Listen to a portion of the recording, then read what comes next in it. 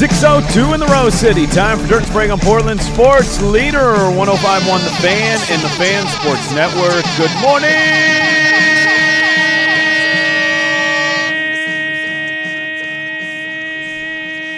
What is happening?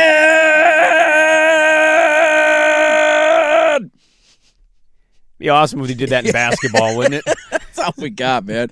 I'm not quite warmed up with my lungs yet to get that deep. I can't go that long. I wasn't ready either. I'm not prepared. It's too early in the morning for that, man. He motivated me. I don't know what you want me to say. I don't have that I was kind of very stamina. impressed with both of you. Go! I don't think I could have kept going. I think I can do the goal drag out. You're a runner, man. You got long-term distances in you. You can do that one. The for crazy about... thing about those calls, though, is that that was just half of the goal call. Yes. He does it twice. Yeah, there's always and two they're of about them. 15 seconds on both of them. So it's just It's that quick little inspiring. subtle.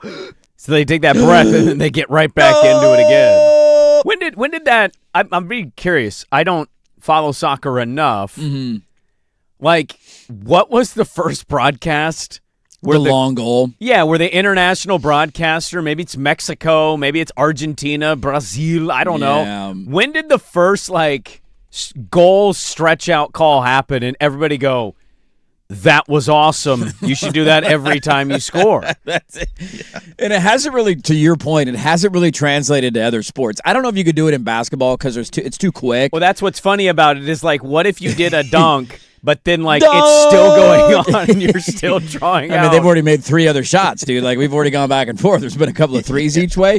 You could do it with touchdown calls, You can do it in football, for touchdowns, sure. because you get the touchdown, and then there's always a break. You got to get the PAT team on. You got to kick the PAT. Yeah. And then you go to, you could carry that thing on for as long as you want in football. So let me ask you then, because football, you're right, is the perfect sport. Also home run, because you're rounding the bases. Run! Yeah, you could. You could easily do it for home run. I don't know if home run is as cool as touchdown or goal. Out of here!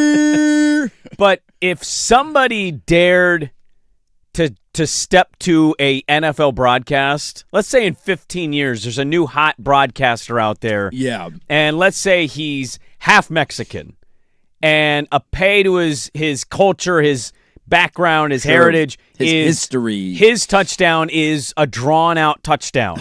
We love to play it. Yeah. We love to chuckle about, oh, man, that's so awesome how it is. Would we actually like it in our football game, somebody drawing out every time? Touchdown!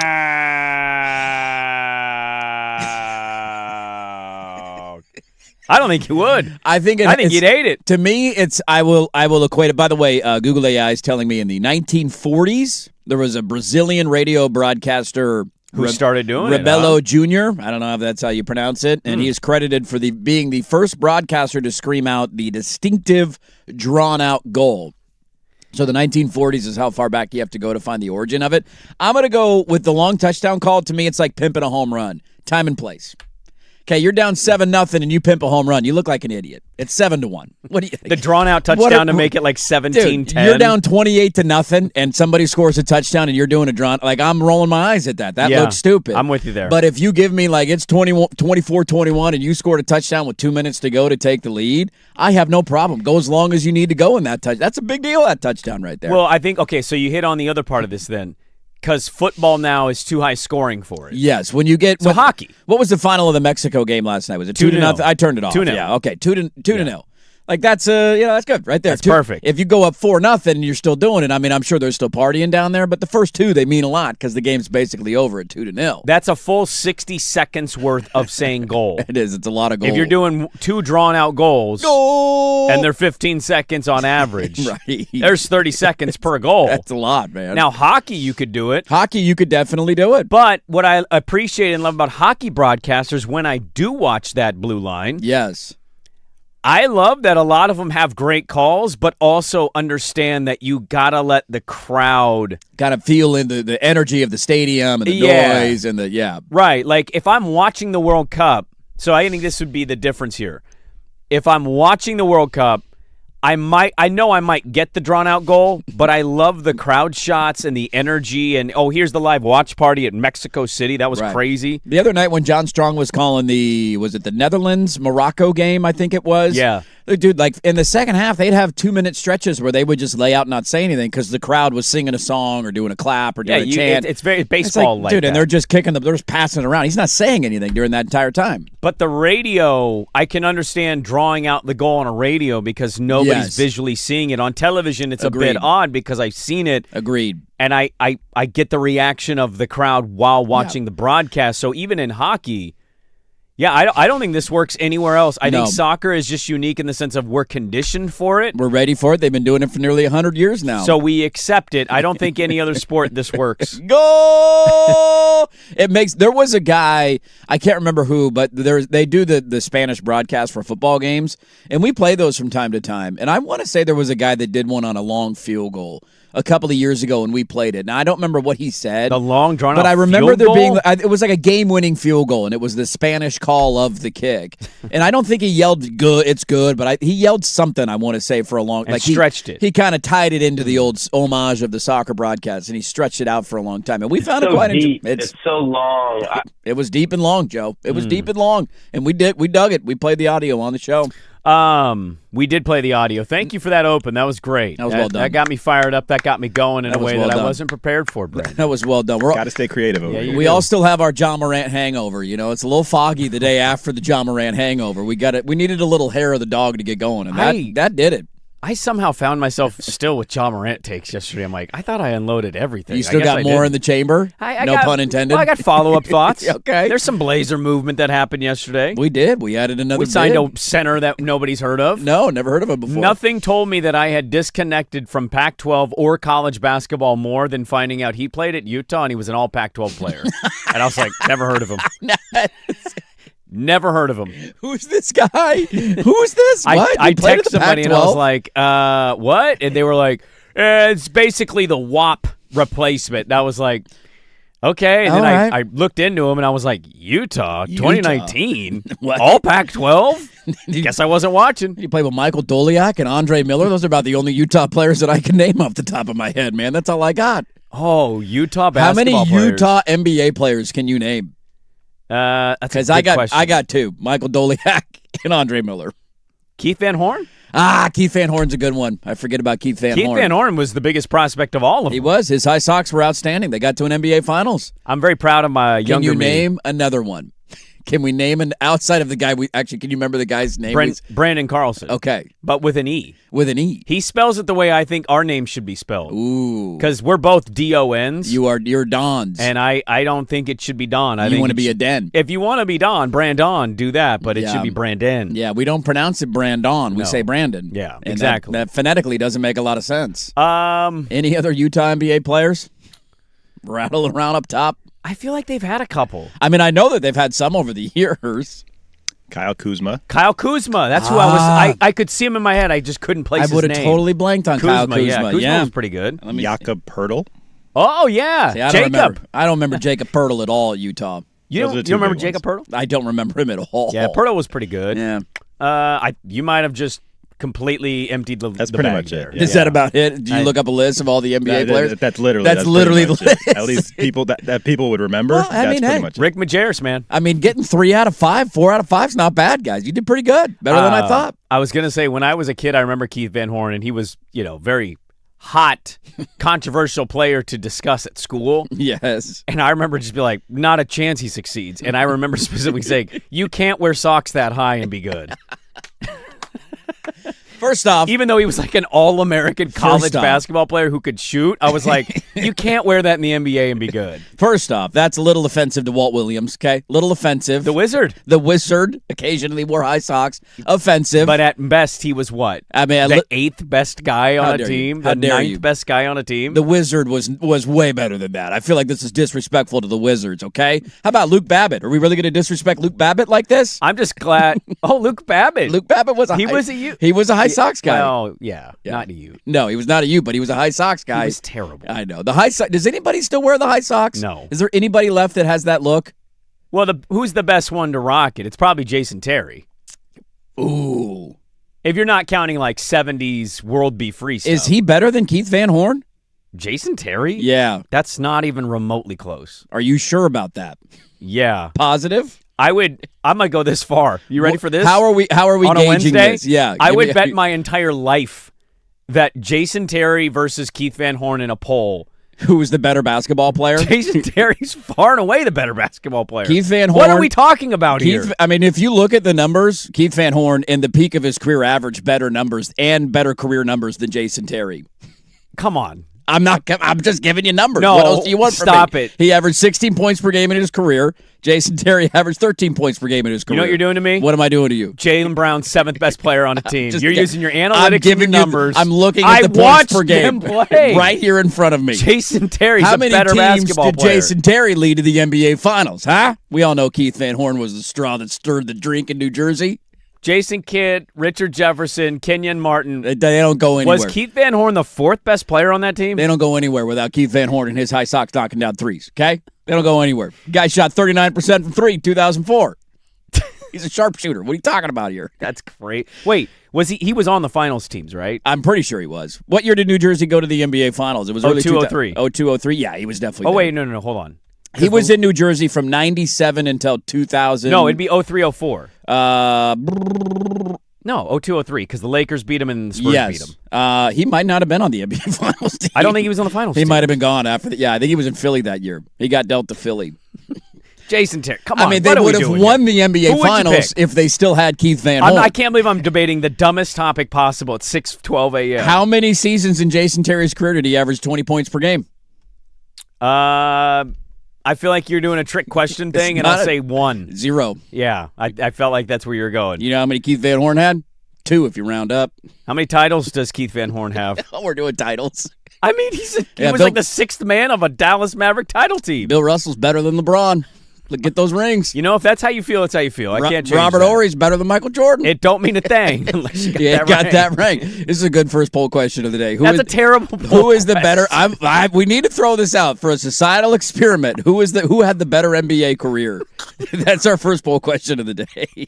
Right out of the gate. What At are we 6:12. doing here? Who had the better NBA career? It's Jason Terry. Okay, I just said. You know what I'm gonna do? I have a coach group chat. Yeah, send this one in. Because I've helped at Meadow Park. Uh-huh. I'm going to text this right now into the group chat. See what of the coaches responses are. To see where coaches would go. Keith Van Horn. And I'll be very curious to see if it goes racially. Jason The Terry. white coaches chime in. Well, it's got to be Keith Van Horn. I mean, how do you not put Keith Van Horn in that conversation? Okay, It's I'll up. put that poll, up. Poll question is up. Who had the better NBA What career? a dumb poll question we are Keith doing. Van Horn or Jason Terry? Unbelievable. You know whoever never got yammed on like Jason Terry did and Keith Van emasculated? Horn absolutely has been yammed. Nah, he's too big. He's too tall. He's too athletic. What is he listed at? 6'8" or 6'6"? What is his height on Sports Reference? 6'10" on Basketball Reference. Keith Van Horn is listed at Dude, 6'10"? he was a sharpshooting power forward. This is what I'll say. Yeah. If Keith Van Horn could exist in our basketball world today, Yeah.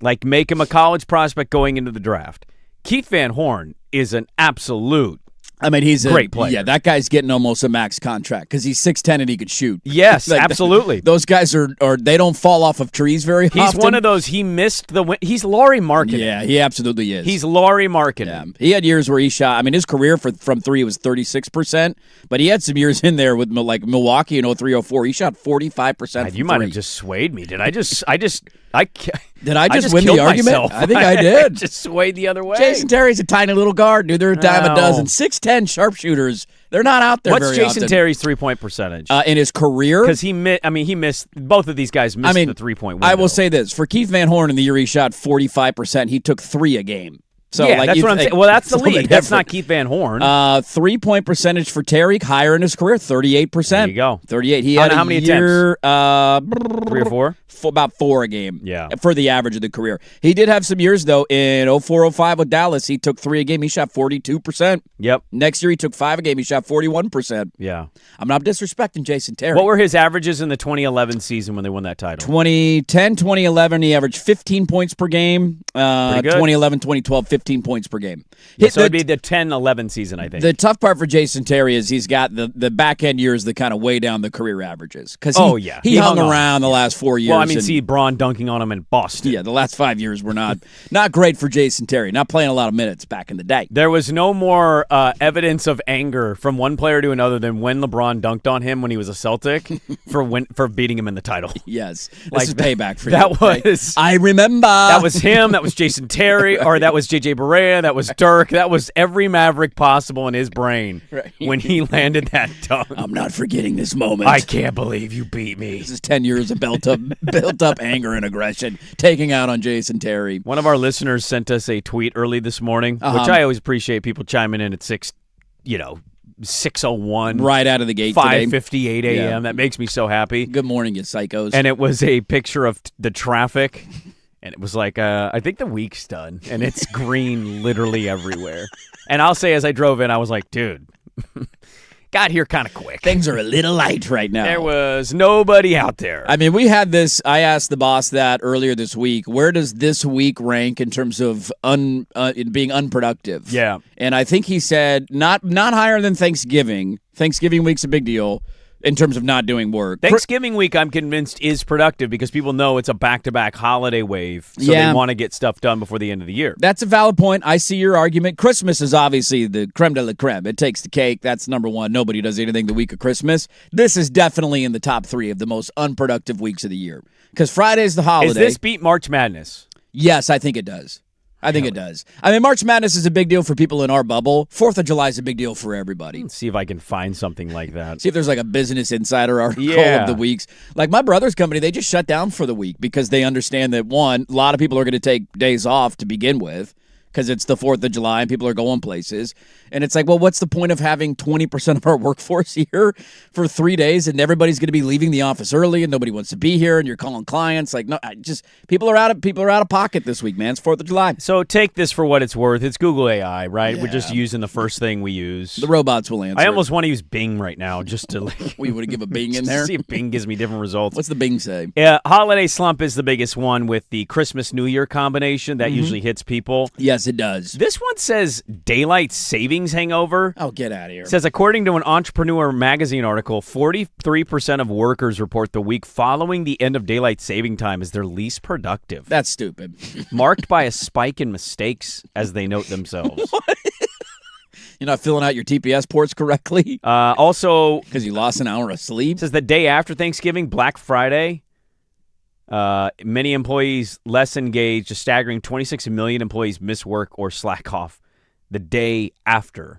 Yeah, I mean, if you're not working in like retail or picking up garbage or the restaurant industry, like outside of that, who the hell works on Black Friday? I think this week Doctors, is definitely obviously. In it. I am not seeing an article on the 4th of July week. I'm putting it in the top 3 of the most unproductive weeks of the year. Yeah, for sure. And the beauty of us is that it's actually, in terms of an unproductive week, it's a busy week in the sports world. Because we get free agency. There's free agency in the NBA, and that creates a lot of chaos. But outside of that, this is a week everybody's looking forward to Saturday, man. Well, happy July 1st. I can't believe July's here already, man. We made it, man. Happy Bobby Bonilla Day. It is Bobby Bonilla Day. Football's another day closer. Yep. It's right around the corner, man. It's almost here. It'd be so cool to wake up every July 1st with just $1 million deposited. Hello. Oh, I made $1.7 million today. I would actually, if I had a situation like that, I think I've decided that, like, if I had $1.19 million hit my bank account every July 1st between now and 2035. Wake up, roll over, look at your account. I'm making a crazy purchase. Ooh, every July 1st? Now, I'm not talking like $800K of my million. Right.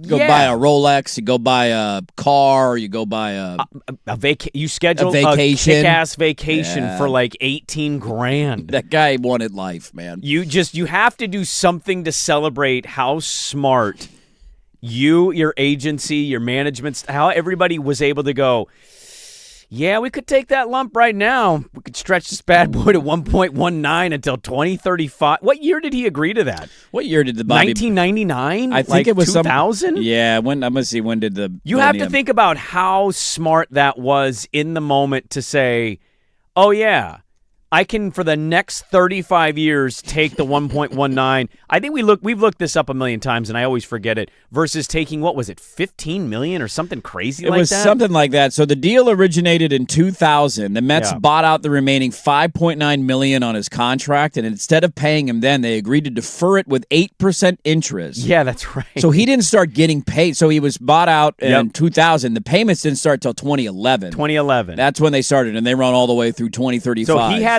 his business partners. Whose idea was that in New York? Well, but it's $1 million. It's nothing to them. I know, but still. His business partners deserve a lot of credit. I'd love to talk to his business partner more than him. Like, he's been interviewed before about it, and he's like, yeah, man, it's great. That's pretty cool, dude. But for somebody in his circle to go, I know it sounds very far, 11 years, but 11 years from now, the clock starts from 11 to 2035. You get $1 million every July 1st. Nearly 25 years, you get $1 million every year. Smart move. That's a brilliant move right there. And it's the opposite of, like, you get a lot of those, like, man, I was offered, Nike stock in 1987 and I turned it down, and what would that have been worth? Like, you hear a lot of those kind of stories. This is the opposite. $5.9 million in 2010.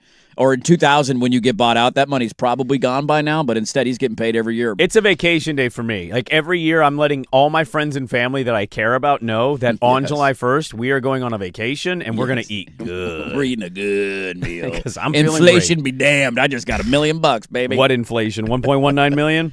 It's a good life right there. Well, we got a busy show today. Jason Quick's going to join us at 8 a.m. Yes. Got a status story ahead for you. Happy July 1st. Let's get it going. Dirt and Sprague 105.1, The Fan.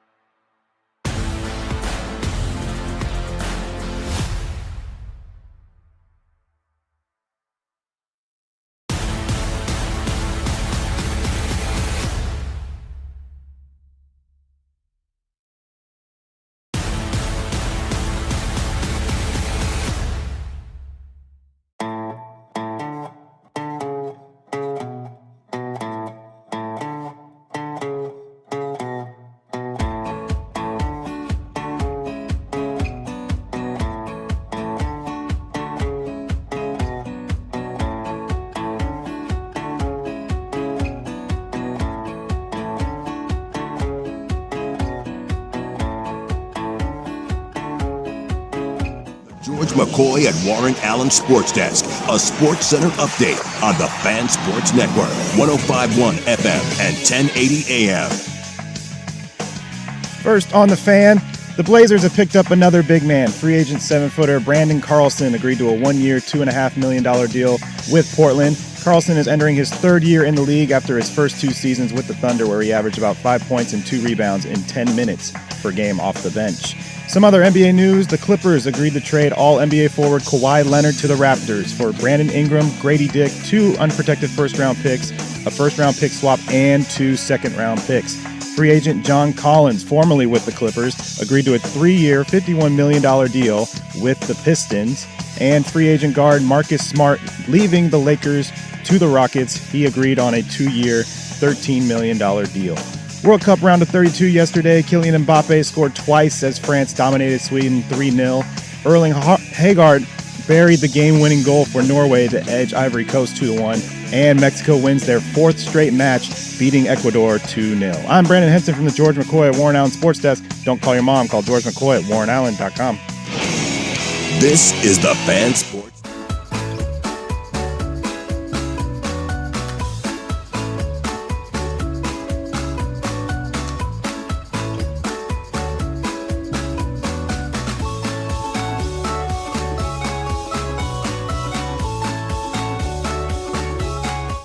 Well, we had some movement in the association. We'll get to that today. Talk a little Blazers at 7. Dive into some of their moves yesterday and then some follow-up stuff.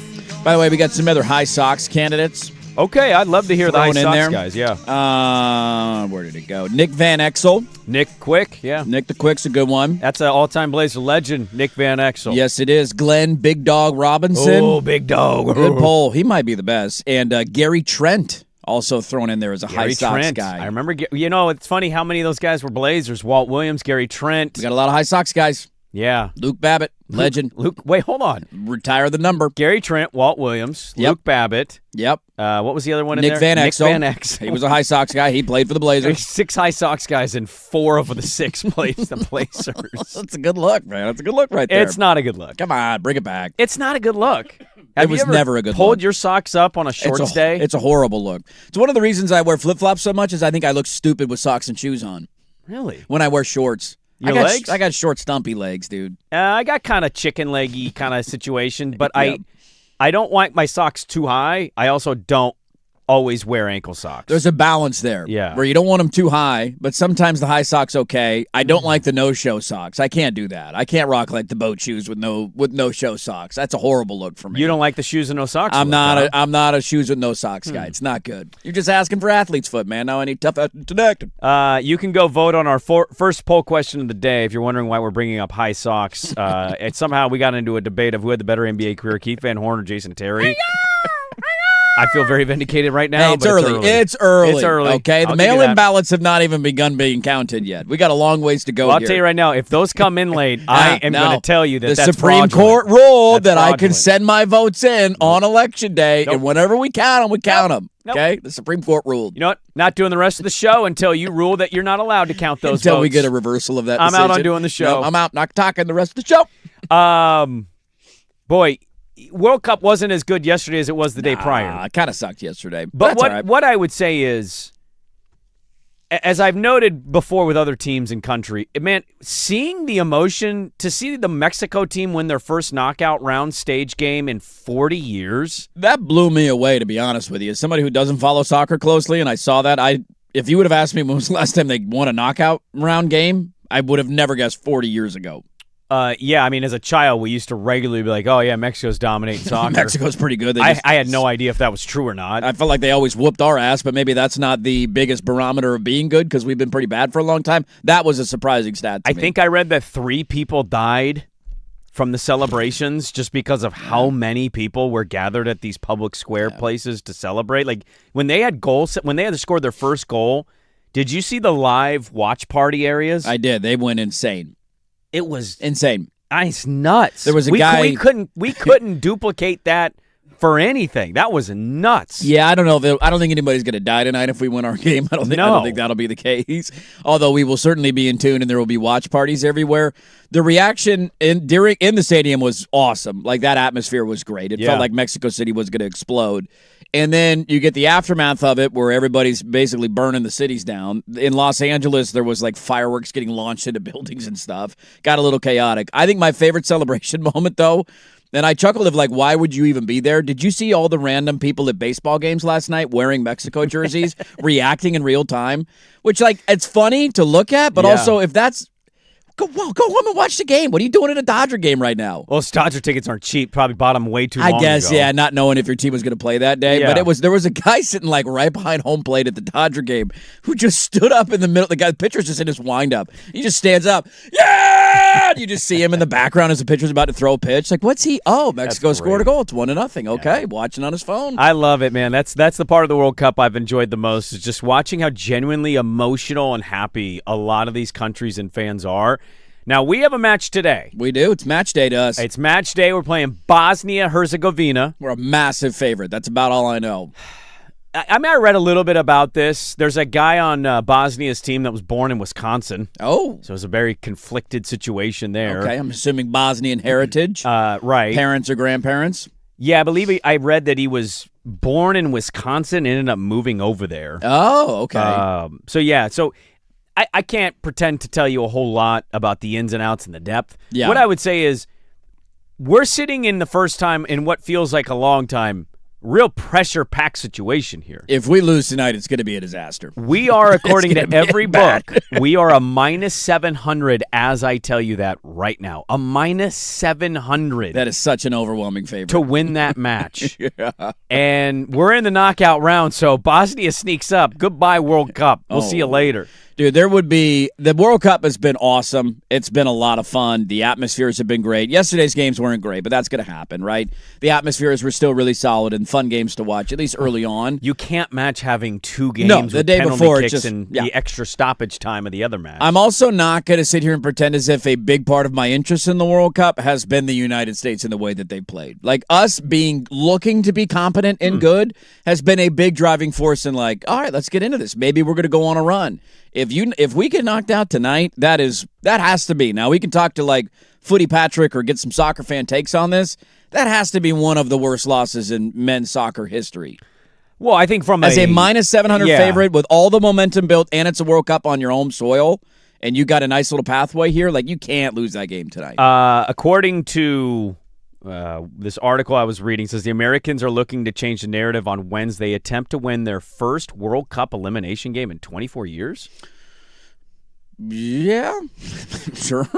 Has it been that long? Has it been that long? That's a little longer than I thought. I'll throw a crazy one at you in terms of the Americans' last and only knockout win came on June 17, 2002, when they defeated Mexico in the round of 16 in South Korea. The other wild thing is wondering what the number will look like today. Tonight's game against Bosnia will be the first time the United States men's national team has played a World Cup knockout stage match live in prime time in the history of the World Cup. Like primetime American television time. That's crazy. Because every other time you've gotten to this point, it's been in different Qatar, it's been in whatever, you know. So this is the first, like, this number tonight is going to, what time's the game start? 6 o'clock tonight, I think? I believe you have that right. Yeah, 6 o'clock tonight. So that, I mean, the number is going to be huge. The country's behind the team. I don't think they're going to lose. I don't know anything about Bosnia. You just can't lose this game tonight. And if they win down in Santa Clara, man, the energy's just going to keep growing and growing and growing. England faces Congo today, and Belgium plays Senegal. Those are your other elimination games. The U.S. has one win in 21 games against European teams with 7 draws and 13 losses since making it back to the World Cup in 1990 for the first time in 40 years. So this is historically speaking. This is a bad matchup for us. Well, I mean, to get to the round of 16. It's a big accomplishment. That was like. This is where Footy Patrick would tell you he thinks they're tapped out. Yes. Now, I would argue maybe the brackets gone your way if you play Belgium. Right. If you play a different team today, you're not quite going to be a favorite again, way. I guess. If not, you'd be right there in the conversation. Right. It probably doesn't line up for you well. I think I saw the bracket. If I have it right, it's either a Croatia, Portugal, or Spain if you move on from the 16 into the 8. But, dude, I mean, you get to the round of 16, I think you've given fans everything they could have asked for, And if you have the right matchup, now it gets like, oh my God, could this be the Cinderella story? We just watched Germany get eliminated. We did. They're out. Yeah, there's been worse losses for the national team, like to the point of not making the World Cup. Sure. Like I remember I think it was the Trinidad Tobago game that if they had won, they would have got into the World Cup, and they lost that game, and that was the "what are we doing?" How did we get this quote. bad?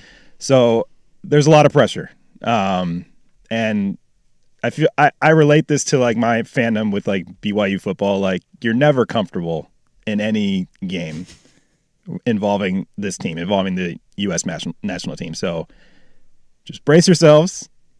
You could get heartbroken We can't tonight. lose this game. We can't lose Come this on, game. you Come can't on. tell me we're a minus 700. Come on. You can't have My it. football brain, my college football betting brain does not, like, what is the equivalent of this upset? A minus 700. Give me a minus 700 favorite in college football. God, I mean, Is this Ohio State against Maryland? No, that's probably minus 2,000 on the money line. on the money line? On the money line, Ohio State, Mississippi State? I think that's even bigger than that. How about Oregon versus Minnesota? Yeah. You think it'd be as high as 700? I don't remember they what played this year. Was it a minus 700 favorite? They were a pretty big favorite. I feel like that's like minus 450 territory. Only for the money line, really? You don't a think it minus was that 700 is a pretty big deal, high? man. I mean, I think Ohio don't know. State, Maryland is correct. You think Ohio State, Maryland's right? I think it's in that, yeah, in I'm that going to wheelhouse. see if Ohio State and Maryland play today or play this year because there might be a line out on the game. There might be a money line. I'm going to try and find already. Ohio State, find me a game that they're a massive favorite in. Okay, you seemed a little more in depth with the team. Just a little. What?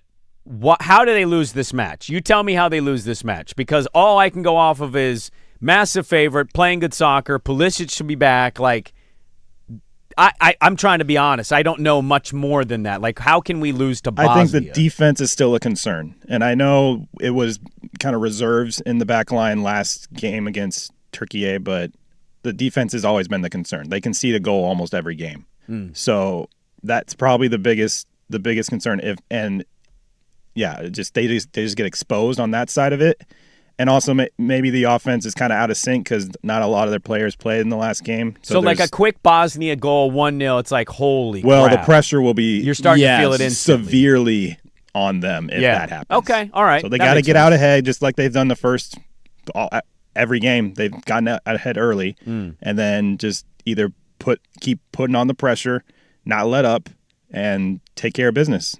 Did you buy any U.S. gear for the World Cup? I did not buy any Has it U.S. been motivating for you to buy U.S. gear? I did not. No, I'm not opposed to it, No, but it's it's not really. I'm still trying to find a minus. I'm looking through college football lines for week 1, trying to find a minus 700. I like that you're searching for it, though. Dude, I really want to know what a comp is, because that helps me understand all of this. I mean, you know what it is. That's a massive favorite. I know. I'm just trying to find. I want to give a comp out. Let's see, Houston versus Oregon State. Let What's me the give money you a line good on that? one. Yeah. So the Beavs, Oregon State on the road against Houston in their opening game. Minus 700? You're a plus 750 on the money line. There you go. So it's an Oregon State. That's as close as I found Houston, so far. Oregon State. The spread in the That's game is depressing that we're 18 and a in half. plus 700 range. 18 and a half is the line of the game. And if you guys win, you're a plus 750. 18 and a half. 18 and a half, yeah. Is Wegman back again this year? I think he is. I think to BYU Brandon's point, though, like this gets uncomfortable. If Bosnia scores first, this is where it gets uncomfortable. Are you really uncomfortable, though, watching on TV? I do think Are you so, like, yeah. oh, no? I think I'm just like, oh, okay. It's just because soccer's funky, man. Well, especially the Like knockout rounds. you could get a 1-0 lead and then just pack the paint the rest of the game. just all right, here we go. You're not wrong. Everybody surround the goal. You're You not ain't getting wrong. around this thing. That ain't happening. And so that's where if you jump out to a 1-0 lead, 2-0 lead in the first half, it's a party all night in Santa Clara, and I think you're going to blow them out. But if you get like a corner from Bosnia early, 1-0, all of a sudden the pucker factor's there because there is pressure in terms of this is the most I would say anticipated we've been for a USA team and run in a long time. In a long time. Long time. It's the first time we've had hope in a long time, and so you fall down tonight, that's when it kicks in. USA, Bosnia, Herzegovina tonight, 6 o'clock, Santa Clara, knockout round of 32. It's actually 5 o'clock. 5 o'clock, that's what I said. 5 o'clock, okay. 6 o'clock's that sweet spot of we're up 2-0 already. Exactly. That's by the time I turn the game on at 6 o'clock, we're going to be dominating the dojo. Book it now, write it down. By 6 o'clock, God. U.S. is going to be up 2-0. And there's the jinx. And way to go. Whoa. Mariners are going to win the World Series. It's over. Well, maybe if they had a good manager, they would have. Sounds like a Dan Wilson problem. This thing's over. 641, Dirt and Sprague. We're back with more on 105.1, The Fan.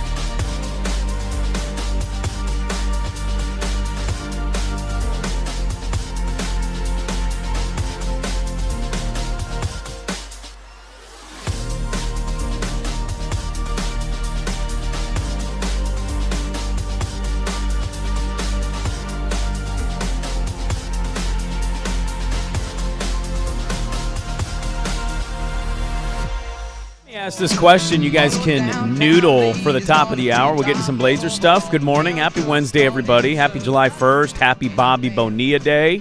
Fantastic. Dirt and Sprague with you, 105.1 The Fan.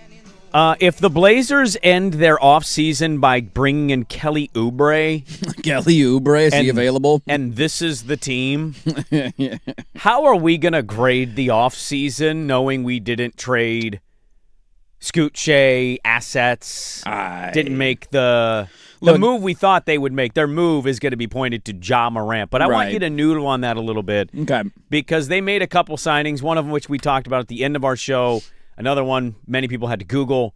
I was told it was a great signing, and I'm like, okay, I'll take your word for it. Thought it meant more about who they drafted in the first round last year, which, certainly not an encouraging sign, I would say, in year 2 for our draft prospect. We like to China. give our guys 5 years to develop before they're ready to play in an NBA game. That's something to think about. Kelly Oubre. He's coming back to the Child Center. We needed a wing. We do need a wing. He's a wing. I think Kelly Oubre, my take is Kelly Oubre's too good looking to be a better player. Ooh. He's a good looking cat. Kelly Oubre would He's a good looking cat. Easily be the hottest trailblazer of all time. Oh. And the ladies feel great about Josh Hart. They do. I think the ladies like Jeremy Grant. Yeah, with his style and his fashion, everything going into his it. comfortability of who he is. Hottest blazer of all time. I think Kelly Oubre would be the hottest blazer of all time. That's a good. No, don't do that as a poll question. Over please. Chris Dudley? Yikes. No, I mean, Dudley's not awful looking, but hottest? I want to do that as a poll question. I'm not going to, but I really want to do that as a poll question. I mean, if we could talk about Larry Fitzgerald's butt, I got no problem talking about how good looking Kelly Oubre is. You know what's funny about that is somebody brought that up at the Fan Golf Classic. It was a couple listeners. They were on the par 3 that we're hanging out at. Yeah. We all were like, oh, we know Larry Fitz when we see him. You know that ass when you see it. You know, everybody knows when you see those cheeks, man. They're jumping out of those pants. How did you do that? RDLs? Teach me. What's the secret? There's a comedian named Hannah Berner. Mm-hmm. She's become very popular. She has a podcast, but she's got a special out, and she had a joke about football and how there's a secret narrative to football that she's picked up on. Tight end. Yeah. Quarterback center exchange. Yes, under center. I think Larry Fitz, us knowing Larry Fitz, is exactly adding into that narrative. He's got a great butt, man. Cal Raleigh's hitting $164 with 8 homers, and they've played 87 games this year. I just want to ask a question. You just want to throw it out there? Give me the numbers. How many games? Well, the Mariners win, and they beat the Angels last night. What was their final? 8-3. I mean, they're going to be relevant all year because they're in the worst division in baseball, and they're one game above 500, and that's all that matters to them. Cal Raleigh, just for context. How many games has he played? He has played 55 games. 55 of the 87 Mariner games. So he's missed 30-something games. He's on pace to, probably playing about 120 this year. But if I told you Cal Raleigh in 55 games was $164, 8 home runs, would you be like... That's a disaster. It's a disastrous season. So now it's been 87 games. I mean, you went through last year, and he has this historic run, and he became a guy that you probably thought you were going to build around more than anybody else. And you know who's had a significantly better season and been available all year? Julio! Yeah, he's hitting basically 260. And he's having a good year, dude. Night. He's the same guy he's always kind of been. He's never. I don't ever see him like ascending to that next tier of, an MVP kind of player. Like, I don't think the aspirations, and you always have that when you see a young guy come on and pop that way. You think about how high the ceiling could be. It doesn't mean he's disappointing in any way. Right. You just understand, like, dude, he's a bit of a late starter. He gets going in the second half of the year.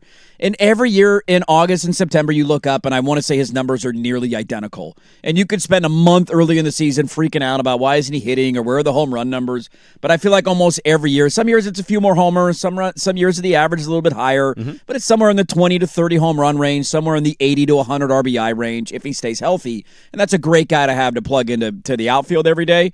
The Cal Raleigh thing is that's just a disaster. And I know he missed time. He's been banged up. They brought him back. I mean, he missed 30 games already in the season, right? So I get that there's an injury concern there. If you're hitting in the 200s or the 100s, it's one thing to survive and live with it. If you're hitting dingers constantly. Well, the low 200s. Let's be clear here, because low 200s. 240 is a good average. Nowadays, yeah, you're not wrong. If you're hitting 240, you're probably in the top 10 of Major League Baseball. But if you're hitting 164 and you only got 8 home runs in 55 games, that's a disastrous season. It's an absolute letdown. How do we sum that up? Like, it can't just be injuries. The hard part with it is, and I'm with you there, and I think a lot of people mentally will go there, I just need a bigger picture. So does he end up getting hot and hitting 30 bombs this year at the end of the year, and you say, well, he missed 40 games, but he still hit 30 home runs? No, that doesn't look fishy in any way. Now, the average is a massive concern. You can't, like, you were an MVP candidate last year, and you're hitting a $164 this season. Yeah. That can't happen. The whole debate about him or Aaron Judge last season, and I know that was just a one-season award thing. It's like, dude, Judge brings it every year, and he's also banged up right now. But Judge's numbers are consistent year in and year out. That one right now was the blip on the radar for Cal Raleigh. It came out of nowhere, and now he's come back down to earth a little bit. I want to see how the rest of the year goes. I want to see what he does next year, because maybe it was a truly tough injury to make him hit, and it was, he just has had a hard time overcoming it. Next year he's healthy, and the numbers return somewhat close to where they were last year. Yeah. It's kind of an incomplete picture right now, but if I'm a Mariner fan, I'm terrified of what I've seen. To be fair, too, top 50 hitter, Ben Rice is the 50th in average in Major League Baseball. What's his average? Oh, that's a great question. The 50th hitter in baseball. Just by an average basis of ranking of average baseball players. There's got to be enough guys with a big. I'm going to say 247. 268. Wow, okay. Baseball's kind of turning it around slowly with the averages. That's not That's bad. the 50th guy. There's a lot of 280s, Now, 290s. is there a minimum bat thing in there, or how many of those guys are like 3 for 4 and then they got sent back down to the minor leagues? That's my only question. Yeah, that's a very fair question. I'm looking through this. Most of these guys or at least somewhat regular players have 300 to 260 at-bats. Yeah, and that's so a pretty basically valid it's thing. mostly players that have played. I mean, in your face, Kirk Herbstreit, you want to yell about baseball anymore? Look at that. We got 50 guys hitting over 267. Yeah. We're making progress. I wouldn't know how to square it in my head. Like, and to be fair on your point, like, if he stays healthy and he ends up with like 30 home runs. See, if I'm a Mariner fan, I guess if he doesn't hit this, it doesn't really change much because he's under contract and it's going to be run back. If I'm a Mariner fan and he's at 8 right now and 87 with 55 played, if he has anything below 35, my antennas are going way the hell up. Yeah, and if your average doesn't get to like 230 or higher, if you hit below 200 this year, that is a problem. Like, what if he ends up with 18 problem. home runs and it's like a $181? That is an issue. All of a sudden, you went from thinking you had an MVP candidate, a catcher year in and year out, to what? Yeah, think about that aspect of it, too. Like, I legitimately, and I still believe this, I believe he was the MVP last year. Yeah. That position day in, day out, the amount of mistakes he didn't make as a catcher defensively. The defensive metrics that back up him being really good behind the plate. Plus what his bat meant, plus the Mariners got to the AL. Like, I think I could use all of that. How many guys have that kind of season, be that close to the MVP, and then follow it up with this? Right. This is right. It's interesting, man. They're still in the race. They can still win their division. They won last night to beat the lowly Angels. I know I was curious about last night because I saw that they were beating the Angels. So I went back and I looked at the box score. I'm like, 8 home runs in a $164 and 55 games played. I don't know about that, man. I don't know about that. That's not good. He's got a 75 to 30 strikeout to walk ratio, which is also not good either. Loaded second hour of the radio program. We'll dive into the Blazers. They made a couple signings yesterday. And what if they only add Kelly Oubre as the rest of their offseason moves? How would you feel about that? 503-864-6326, Hour 2, Dirt and Sprague, Portland Sports Leader 105.1 The Fan.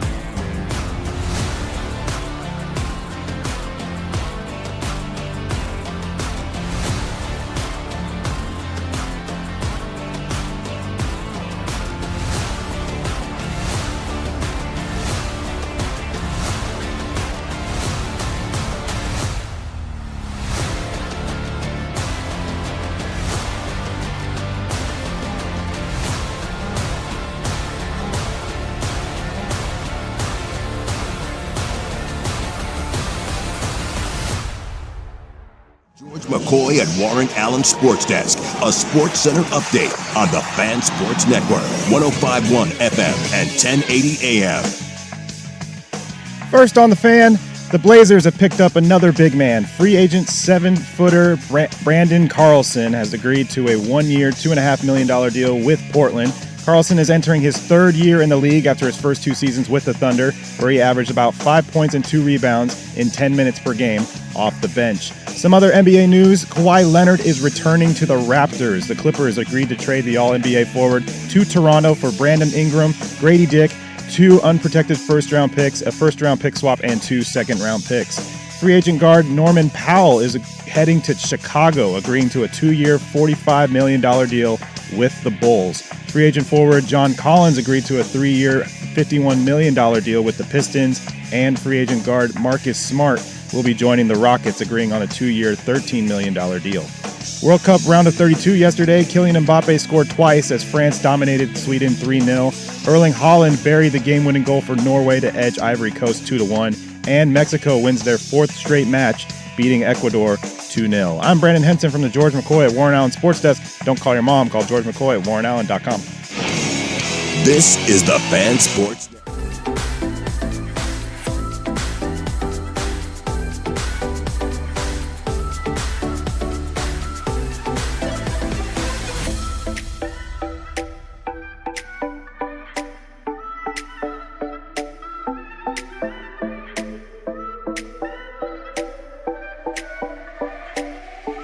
Hey, welcome back in. Hour number 2. Kurt and Sprague. 105.1 The Fan and the Fan Sports Network. Hope your espresso shots were great this morning. Your energy drinks, whatever you need to wake up. Some people drink Dr. Pepper. You know what I mean? I don't know how they do it. I don't know how they do it I either. don't know how the Dr. Pepper people do it. His crash. I do love Dr. Pepper, though. Dr. Pepper is great.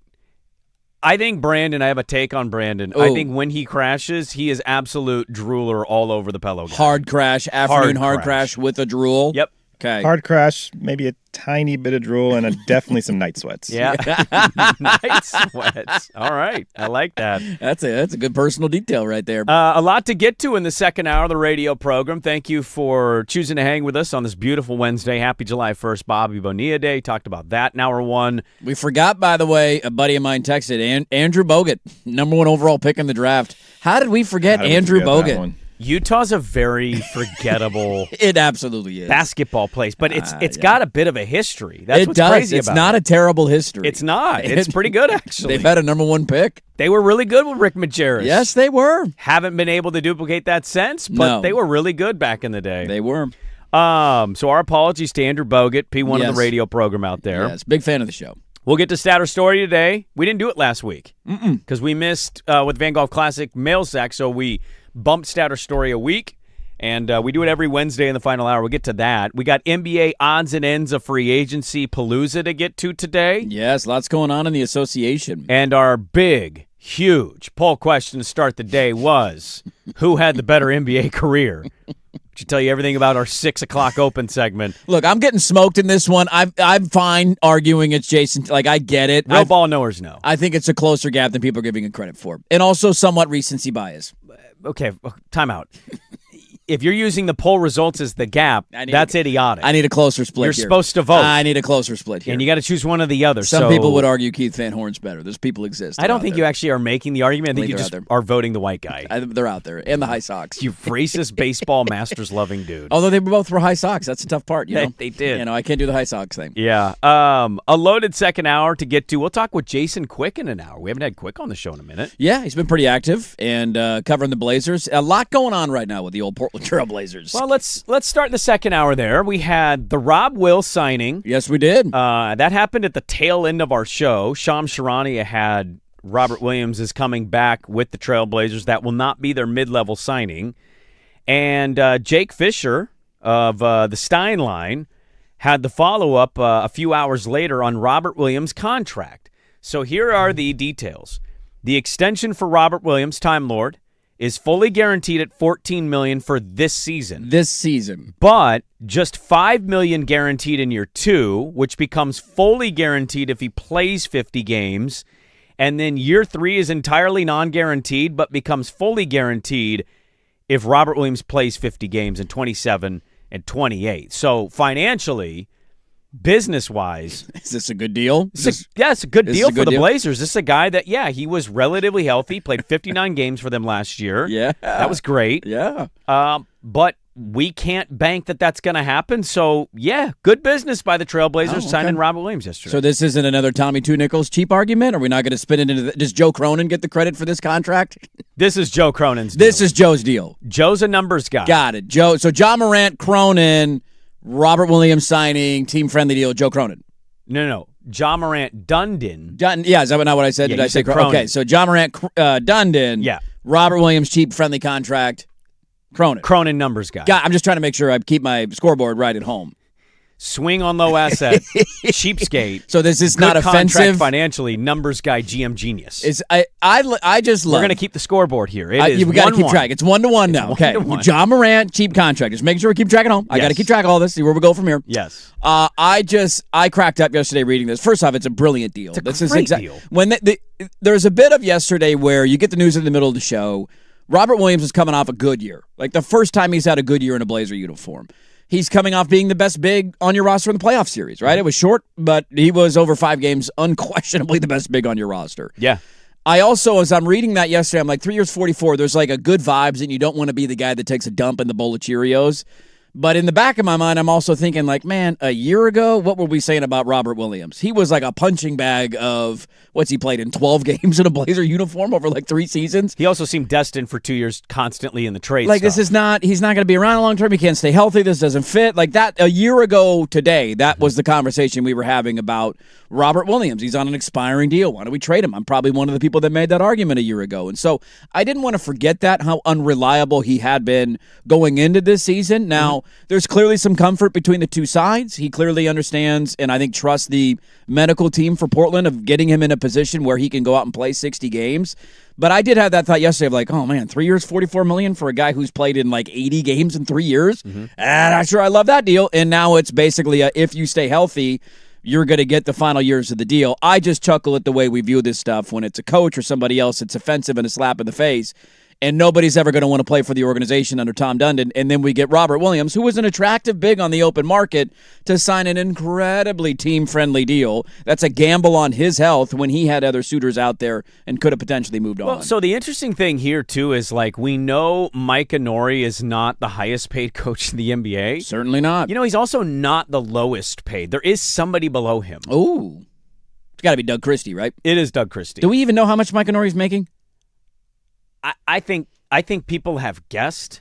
I mean, I don't think. I mean, they're not going to release the publicly saying contract, we've yeah. signed Mike Inori to a $2.2 million contract. Does the NBA not need to publicize that? No. No, I remember when Spo signed his $100 million deal with the Heat a couple years ago. They announced that he had signed Right, the length of the deal. I can't remember how many years it was, but it was like $120 million. I want to say like Right. that. That's the kind of coaching contract that leaks and becomes public. Most of us are guessing, Yeah. and we're going off a per average basis. Unless somebody out there, and if Freeman had it or Hyken or whoever, I apologize. I haven't seen the actual number, but people speculate it's like 2.2, which is not the lowest in the league. No, near it, but not low. Now, that being said, we can poke fun at the way the collective media describe business dealings in Portland, whether they be, oh, this is cheap and stupid, it's Tom Dundon's fault, or great low-end contract that helps the team financially way more than the player. Look at Joe Cronin's mastery. He's cooking.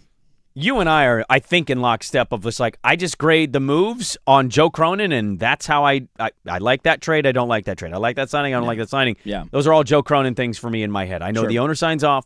I know the owner is heavily involved, more so than the last one. Yes. Who wasn't even sure I don't think she could have named half our team. But it's still a general manager that's going to get the blame or the credit, right? Everything So- needs approval from owner, but he's not in the room telling Joe Cronin, go after this guy, go after that guy. Right. I don't think that's the way that this is working. I tend to agree with that.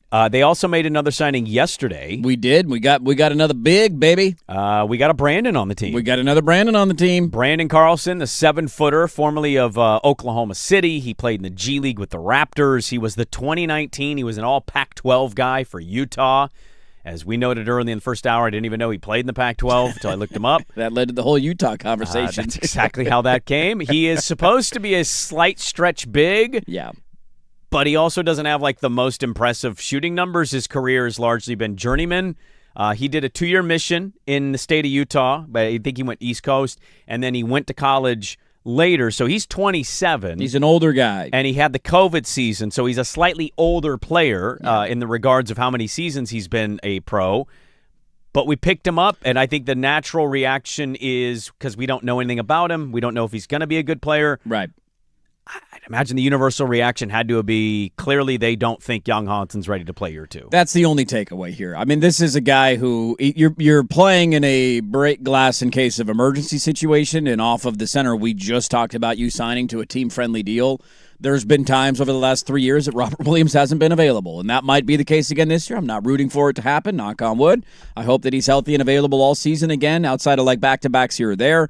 But you needed to be smart with this and understand that there is a risk involved with Robert Williams. And if he were to go down, you then had to look yourself in the mirror and say, do we think Young Hanson's ready to play backup big minutes? Do we think Young Hanson's ready to fill that void and play 15 minutes a night, 20, whatever you need from that spot? I'm sure there's moments, depending on what else you do with the roster, that you can play a bit of a small ball lineup. Like you can tweak things a little bit. Yeah. But this is the big takeaway. Like, whatever, dude. You sign a 26-year-old journeyman center. He's only been in the league for the vet minimum. Like, who cares, right? The guy's going to play a handful of games and be in a different uniform probably a year from now or 2 years from now. The bigger takeaway is Young Hanson and the message that this sends about one of the most appearing to be, as of now, disastrous draft picks in the history of your franchise. And that's saying something.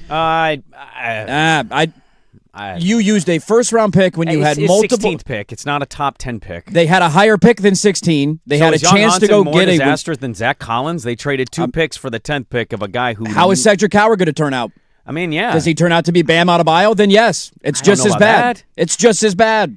You desperately needed wing help. You took a center in the first round the year before, and you took an absolute project who nobody projected to be a first-round pick with the 16th overall pick in the draft. Yeah. What do we need desperately right now? What are we going after Wings. right now in free agency? Well, yeah. We'll Wings. We desperately need a wing. Yep. You know who we had the chance to take in the first round last year? Wings, who played impactful minutes in their first year in the NBA for their franchises. By the way, also a pick that was set up by a guy who just left the franchise for another franchise. We should be forced to trade for him. We got fined. He got suspended for cheating over getting him. For cheating to try to get him. Cedric Howard last year as a 6'6" wing averaged 14 points per game rounding up in his rookie season. If he comes out this year in Memphis. What did he shoot from 3? Because that was the thing for him. 34% rounding up. I mean, it's not great, but it's, if he was 5th in Rookie of the Year voting. If he comes out and averages 19 a game this year. Oh, it's going to be brutal. Like, and our guy in year 2 can't even play backup big minutes in the NBA. Yeah. This is a massive red flag, dude. How many guys, you've been watching the NBA your entire life. You know more about the sport than I do.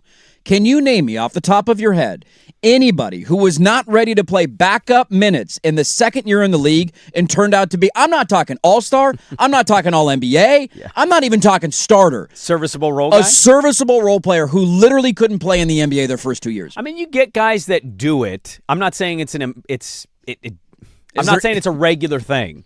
What I would say, though, on this is, all I'm pushing back on you with is, we've had a lot of bad draft picks in our history. We've had a lot of disastrous decisions that I'm not putting it in the top 3. I'm just saying it's going to be another one in that category of, like, Zach Collins at least is still in the NBA. He just signed an extension yesterday with Chicago. He did. He's still playing in the league. What are the odds right now Young Hanson's in the NBA in 5 years? Right now, I don't know if outside of a on Chinese cash grab and wanting eyeballs on one of the most populated countries on earth. So give me a second here. I want to look back. So we had the 11th pick. 11th overall pick in the draft. Carter Bryant went 14th. Yes. And Coward went 13th? 11th. He went with 11th He was pick. traded to because we traded with Memphis back to their pick at we traded back a little further than that. Yeah, 16. And we got the future one. So you can argue the future one's more impactful than Cedric Howard. I would say until I see what that turns into, we could desperately use a wing right now. Yeah. I mean, look, we've noted that basically all year. I thought that was kind of a really under-talked about story from, you want to talk about covering the team, of just like the guy literally couldn't play, and Memphis got a player who's a good rotational guy, and San Antonio ended up getting a guy that played pretty good minutes in the playoffs. He was a role guy he wasn't great, but he was on the floor in the NBA Finals. Yeah, so I'm with you in the sense of what it to me that's what it reeked of yesterday. You're already waving the white flag in year 2. This year. You're he's not ready. No. There's nothing that has indicated he's ready. You don't have confidence that he's ready, and he's the 4th center on your depth chart. Yeah, you have 4 centers and 4 guards. You have 3 wings. We had to go add another guy in free agency because he's not ready. Here's the other part of this, right? Because I don't want to spend the whole segment on Jan Hansen. We don't disagree on that. But they need a wing. Yes. The report is, and this is all we can go off of, is just what we know and where we're at, right? We know LeBron is in the free agency business. Doesn't sound like Portland's going to be in the race there. He's probably going to go somewhere else, right? They need a wing. I don't know if they'll get Trey Murphy. I hope that they do. I'd love to see that surprise over the weekend. It would be phenomenal. There's a report that Kelly Oubre, the Blazers are one of the teams. Now, Kelly Oubre in the past has been linked to the Blazers. Yes, he has. My brother-in-law famously saw Kelly Oubre in downtown one summer just enjoying his time. So he's here. Is Kelly Oubre coming here? It's going to be our guy. So Kelly Oubre being a Blazer would make sense.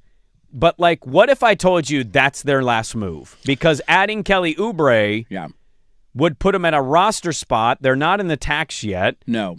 And if they go get Kelly Oubre, I as a somebody who's covering the team and then also wants them to do well, I would be forced to believe that that's the wing move. That there you go, there's your 4th wing. Yeah. And now you got 4 centers, 4 guards, 4 wings. How does that work? I have no clue. Right. But if they go get Kelly Oubre, will you think that they're done? No, because you can't be done. You can't. But you can't be done. But you can't. Can I pause? Go ahead. Quick T. I'm all in on. You want to sign Kelly Oubre? I'm fine with that. He's a good little player. 14 points per game. He can shoot the rock a little bit. I'm fine with that. If they get Kelly Oubre, and they are done, then it's a disaster. You can see the spin already. It's a disaster. Wait for the deadline. Wait for the deadline. You're not going to be able to play guys. You have 5 guards. You just can't. It literally doesn't make sense. The second part of this. Hold on. We always love, and I hope I'm wrong on this, by the way. I'm just throwing stuff out because my brain's going a million different directions with all this stuff, right? Right, it's fun. We love to pretend that we are always willing to trade draft stuff when we think they should. We're sure they're going to trade all those Bucks picks and not go, oh, they might be banking on the Bucks sucking and using them in 2030 because is our owner rich? No, he is not. You know what's nice? No, he's Rookie not. Contracts. Yes, they are. So I'm kind of curious where this is going. I'm allowing time, allowing it to breathe. Yeah. We talked a lot of John Morant yesterday. If they go get Kelly Oubre, and I don't know if they will, maybe they'll go get Trey Murphy. It's going to be fascinating to see how people are feeling about the roster if Kelly Oubre is your wing answer. Look, Kelly Oubre is a fine answer in terms of a mid-level exception, right? Like he's a what did he average last year? 14 points per game the year before that, 15 points per game year before that, 15 points per game the last 3 years from 3 he has shot. Well, one of those years it was 29 and 31%, but last year was up to 36%, so a little bit better, right? He's not going to solve your shooting issues. He's not going to make you a lot better in terms of floor spacing, but he does provide some of the size and length and athleticism that you're going to need. And I think you'll get him on an okay contract. He's 30 years old. Yeah, I like Kelly Oubre as a player. I got no issue with Kelly Oubre. That's a fine move. I'm not even necessarily saying that you're done. It's a disaster if you don't trade the draft picks or make a big move, although I'm certainly still polling for that because you do have the assets in order to go make something actually happen. You cannot. You cannot. You can't. You can't. They can. Show up to the opening day of next season in training camp and have 5 guards on your roster. You can't. Because they can't play. They can't all play. So is Shaedon Sharpe play in the playoffs? You just gave Shaedon Sharpe a 4-year, $90 million extension, and you're telling me he's going to play 10 minutes a game? Maybe 12. 9 minutes a game? Oh, Scoot Henderson is extension eligible. He's going to play 15 minutes a game? Yeah. That's all we're doing? I'm just asking. It's you literally can't be done. When they had a trade to make a couple years ago, it's a throwback machine, but a couple years ago, they had a massive need. They did. You know what it was? It was the wing. Do you know what Neil Olshey's answer was? He got Norman Powell. He went out and got Norman Powell. So don't tell me. He projects at the 3. Don't tell me. Don't you throw that at me. What this team can or cannot do. This team can do whatever they envision. If that happens, we talked a lot about the John Morant stuff yesterday. If this is the team with Kelly Oubre, I'm going to have no choice but to believe legitimately he watched the finals and went, what if I just had a lot of Jalen Brunsons out there against Wemby? That's going to be my only takeaway. It's an absolute disaster if that's... I'm not asking you to trade Scoot and Shaedon, If you're not doing a big move, Drew's not going anywhere. If you're doing a big move, you're going to need his salary in order to facilitate that, right? So he'll be the one that's on the way out. But on the for the other young guards, Scoot and Shaden, if there's not another big trade with Drew Holiday, they both cannot be on the roster next year. Mathematically, from a minute standpoint, it would be managerial malpractice. And we should all scream from the rooftops of how does this guy still have a job? If your offseason is adding another guard, not getting rid of a guard, having to get a center in free agency because the one you drafted in the first round last year is unplayable in year 2 of his contract, and adding Kelly Oubre, that's your offseason, that's a disaster. But it's Ja Morant. It's not just again, in a vacuum, I'm okay with that trade. It was a great trade in a vacuum. It all depends on what the rest of the roster looks like. It's a great trade on the standalone trade aspect. Right now, the roster doesn't make sense. It makes literally no sense. Yeah. The center thing, we could say they're going to carry 4 centers. No, they're not, dude. Young Hanson's going to play in the G League. He's going to be playing at the Child Center all year. He's coming down to UP. Come on down. Swag might be calling those games. Yes, he should be. He's going to be, those ratings are going to be huge in China. So we're going to carry 3 centers for most of the year. And he'll be the call-up, call-down guy. You can't have 5 guards. You can't. Actually, isn't Blake Wesley still under contract too? Is he still a part of the roster? I don't think he is. Okay. Because if he is, that's 6. I don't think he is. I'm pretty sure he's not. Do we need another one? If you can correct that, I'd appreciate that. Do we need another guard? You need a guard? By the way, to our early 6:30 segment, Buck Murdoch saying Germany was a minus 700 favorite against Paraguay. Uh-oh. Oopsies. Oh, no. Oh, no. He is an unrestricted free agent. I don't think Blake Wesley's coming back. Well, you'd never say never. Great character. Yes. Hey, I'm just asking questions, how people are feeling. We got Ja Morant in a trade. We haven't made a move for a wing yet, though. Only rumors I've seen so far are the Kelly Oubre meeting, and I'm not even saying we're going to get Kelly Oubre. No, we don't know. But LeBron's going to make a choice. Kawhi's going to make a choice. No trade so far for Trey Murphy. What's your pitch for LeBron James if you're Joe Cronin? What's your argument to Rich Paul? What do you come up with? So Nike. Hey, you got that Nike thing right there? That Nike thing's pretty sweet. You made a lot of money with Nike. How about you do them a favor, huh? It's a 2-hour flight to L.A. It's up and down the West Coast. We got good wine. Got an apartment in the Moda Center. Dude, Bandon Dunes. You're into golf now? Bandon Dunes is a couple-hour drive away. You're right there. We'll give you a content team. Jump on a chopper. Sell. Right? That's a great sell. That's a great sell. What country club are we giving him into Waverly? What country club are we buying a membership at? You've always said, give me Damian Lillard. Yes. Here you go. How about we give Damian Lillard LeBron James? At this point in LeBron's career, what's more important to him, Bandon Dunes access or Damian Lillard? That's a good poll question. Ooh, that is. Probably free rounds of Bandon Dunes. Okay, all right. Based on how much of a golf sicko he appears to be, I'm going to go Bandon Dunes. If I was Bandon Dunes or a golf course. They need to get in the mix here. I'm going to tell you right now, any local muni, actually. This is a group pitch right Think here. of all our friends locally that we all golf at. Yes. Literally any course. If LeBron James chose Portland, I would announce that he has free rounds for life. Anytime he wants. Whenever you want to play. Stone Creek, you got it, bud. Eastmo, you got it, bud. Langdon Gresham, Farms, Langdon. Heron Lakes, come on. OGA, just a short drive down south. Wildwood, it's right up the road from the Moda Center, Bron. You and Bronny, lifetime access. Free anytime you want it. We'll even trade a future first for Bronny James. Bring him on down. We could use another guard, right? Oh, wait, no. Did one Blazer film a hostage video yesterday? And your thoughts on just where they're at? We'll dive into NBA free agency as well. Hour 2 rolls on. Dirt and Sprague, 105.1 The Fan.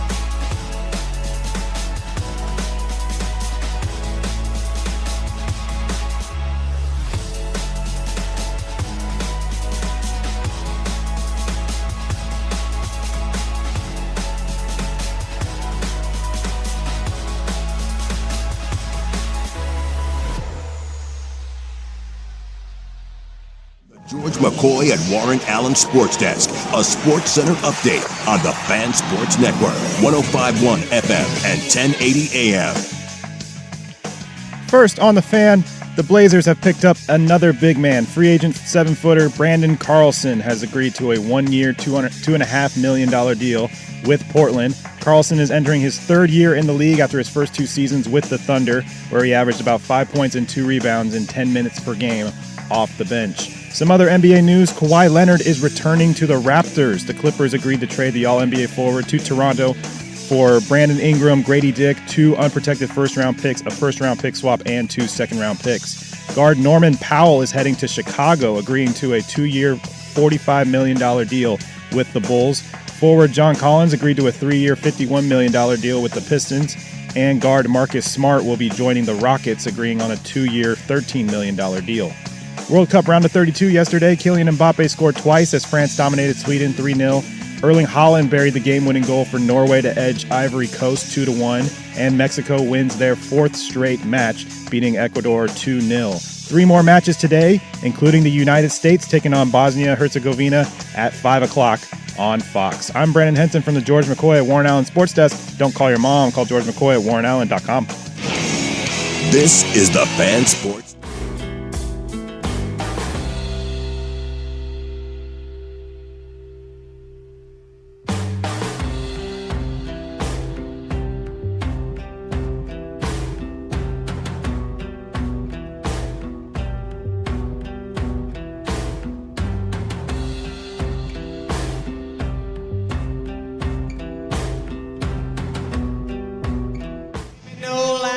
Blazers coverage on the Fan is presented by Xfinity. Score the most reliable Wi-Fi, one price, 5 years guaranteed. Xfinity, imagine that. We got Jason Quick. Yes, fantastic. Jason Quick's going to join us at 8 a.m. We'll dive into the full thing of Blazers-related. I don't know if he finds what I said as ridiculous as you do. He probably doesn't, and I shouldn't either because we literally just did it like 5 years ago. I get it. I thought we all collectively came out of that with the similar thought process of, guys, that was pretty stupid. And it obviously did not work. Then this summer, in a summer where we thought it was wings, it was size, they pivoted into a 6'1". You go get another guard, that's fine. 165-pound guard that's been often injured and had problems off court. That was an all-NBA caliber guard, okay? All-NBA caliber guard. He was at one time. You were right. Totally fine with it as long as you trade some other ones away. Dame has 2 All-Stars now. That is true. He's got 2 All-Stars. Look at us. Moving on up. Joe has improved that. Moving on up. Where are you at? I want to get to NBA free agency because there's been actual moves, and we're stuck in the hypothetical now post the Ja Morant trade. Yeah. Where are we at on Dame and how we think he feels about having Ja Morant? So there's been a lot of noise about that. Like, would Dame be happy about this? I listened to Zach Lowe's pod he did last night with Rob Mahoney. Listened to their Ja Morant blurb. Zach Lowe is under the impression that they can't start Dame and Ja, and I respect the hell out of Zach Lowe. He's one of my favorites. But defensively, it makes no sense. Yeah. But you don't really have a choice. Well, we'll get into that. But how do you think Dame feels? I don't know where everybody's at on that, but it felt like the Blazers made Dame record a hostage video. I want to play a video. This is a welcome to Portland Ja Morant video. Blink twice if you need us to call 911. By Dame Lillard, and I just gauge it for yourself. Ja, what's good, bro? Pleasure to have you, man. Welcome to Portland. Let's get to work. Let's do it. I've heard him be more excited. I've heard more. There's been moments where you've heard him more excited than that. I mean, I don't know, but grabbing a mic, Rip City, but that's winning a game. I get it. The adrenaline's running. Just a very hey, what's up, Ja? Welcome to Portland. Let's get it. I also think those moments are funny. Like, hey, Dame, while you're in the middle of your workout, can we film you saying, all right, fine, all right. Yeah, you do it real quick. All right, Ja, welcome to Portland, man. All right, now I'm going to go back to my workout. Well, I mean, because I'm sure they've already talked. I'm sure they've spoken. And we can debate whether or not you should run moves by Damian Lillard at this stage of his career. We don't even know what caliber of player he's going to be. No? I'm not talking. How Dame's feeling about just having him, not even running it by him. Just the idea of it. My point was going to be though that I would imagine that he got wind of this. I don't think he was caught off guard of hey Dame, I think we're going to add Ja Morant. I think he's okay with it, ultimately. The guy was fine teaming up with C.J. McCollum for 10 years, who couldn't play a lick of defense either. That's one of his best friends in the league. And was never an all-star. Here's a guy who I'm sure he probably has a relationship with from his time in the NBA. Cross paths, all-star games, all that kind of stuff. And you're adding a guy who has a ton of potential, who's only 26 years old. Damian Lillard is the ultimate optimist, and that has gotten him in trouble at times in his career because he's been too in on his own guys, not wanting to lose his own guys. That I imagine if you're telling him you give him a player with the caliber of potential Ja Morant has, that he's going to see the positivity in it and be excited about what they potentially could become. Now, will it actually work, and do they actually fit next to each other? That is a much larger and complex question that we're not going to have answers to until the season tips off. Poll question is up. What would be a bigger reason for LeBron to come to the Blazers? Free Bandon Dunes golf or play with Dame? You can vote at Dirt and Sprague on that one. Yeah, Bandon Dunes golf would be pretty solid whenever you want. It's not very far behind. I would give him a standing tee time at all 5 courses every day. You're not losing that much money. It's one tee time. No, I think you're in constant communication with whoever a handler is. Just write LeBron and Sharpie. Is he possibly coming down today? What's your favorite tee time? Are you a morning guy, an afternoon guy, an evening guy? Whether it's 8 a.m., noon, 3 o'clock, LeBron and Sharpie every day. Where would filming and doing around with LeBron on at YouTube, Bandon Dunes, where would that rank for you? It'd be the pinnacle of my life. I'm just kidding, but it'd be pretty close. And you would be, and I don't think I'm exaggerating in any way. Being a dad's cool, but playing Bandon Dunes with LeBron James? You would be the most insufferable human to maybe exist if you beat him on YouTube. You shooting an 82 at PAC when he shoots a 94 for his YouTube channel. Smoking the GOAT. No big deal. No big deal. Who's the GOAT now, LeBron? I would. Who's the GOAT now? I would dread going into work that first show. It'd be fantastic. If you somehow got yourself on a Bandon Dunes round with LeBron on YouTube. LeBron, your people get in touch with my people. I've seen him play. You would crush LeBron James. He's gotten a lot better. He's going to get good as time goes on. But yeah, I think I could still take him. I can't imagine his handicap is too low right now. The swing still needs a little bit of work. Your people, get in touch with my people. Let's make this happen, LeBron. I'm with you there. I'll see you down at PAC Dunes in August, all right? When you sign your free agent contract to come play for the Blazers. We have NBA. We have actual NBA movement. We do. Unless you want to keep yelling about Kelly Oubre or doing any other move stuff. I haven't seen any more rumors. We could talk to Quick about that today, but I haven't seen anything else. This one's pretty funny from a non-Blazer fan that texted in. I find the last segment hilarious. Some people thought the Blazers would pull off a Giannis trade. I know. Or a Jaylen Brown trade. Yeah. After the Blazers matched Alan Crabb's contract, I had serious questions about this franchise roster construction, but you can't give up Milwaukee's picks. Teddy Ballgame is going to be in middle school by the time the team actually competes for a championship. Which, if we go through another offseason, like we don't know how, that's the tough part of right now, right? You're in this in-between of, it's an incomplete picture. I can yell about how dumb it would be to have 5 guards. They've certainly done that before. So we've seen that blueprint that they think that could work. And Joe Cronin, remember, worked for Neil O'Shea. He was a part of that front office that did that, but we put all the blame on obviously the general manager there. It's the universal opinion, though, around the league and locally that there's another move. Yes. Now, what level of move? That's the debate here. Is it a big move? Is it a medium move? Is it a little move? I can't imagine if you polled all those people, and I'm raising my hand, I'm one of them. I could look really dumb at the end of this offseason that they're going to, because of the takeaway of the press conference, I think they're going to make the move. If it's Kelly Oubre, I'm pretty sure 99% of the people were not having that as the move at the wing answer that they have. No, that again, if that's your move in the offseason and that's about all you do and you bring 5 guards into the opening night game, it's a disaster. And it's not necessarily just not moving on from the picks, but that is a bigger part of this for me of when. Well, you're going to the easy flip here is going to be deadline. Wait for the trade deadline. And then they won't do it at the deadline. And then they won't do it at the deadline. And what will the flip be? This is the summer, really. We were never going to do it at the deadline. It was always going to be the offseason. They wanted Scoot to have a full season under him. It's like, they wanted Shaden to show that he could play 15 minutes and score 18 points. Whatever.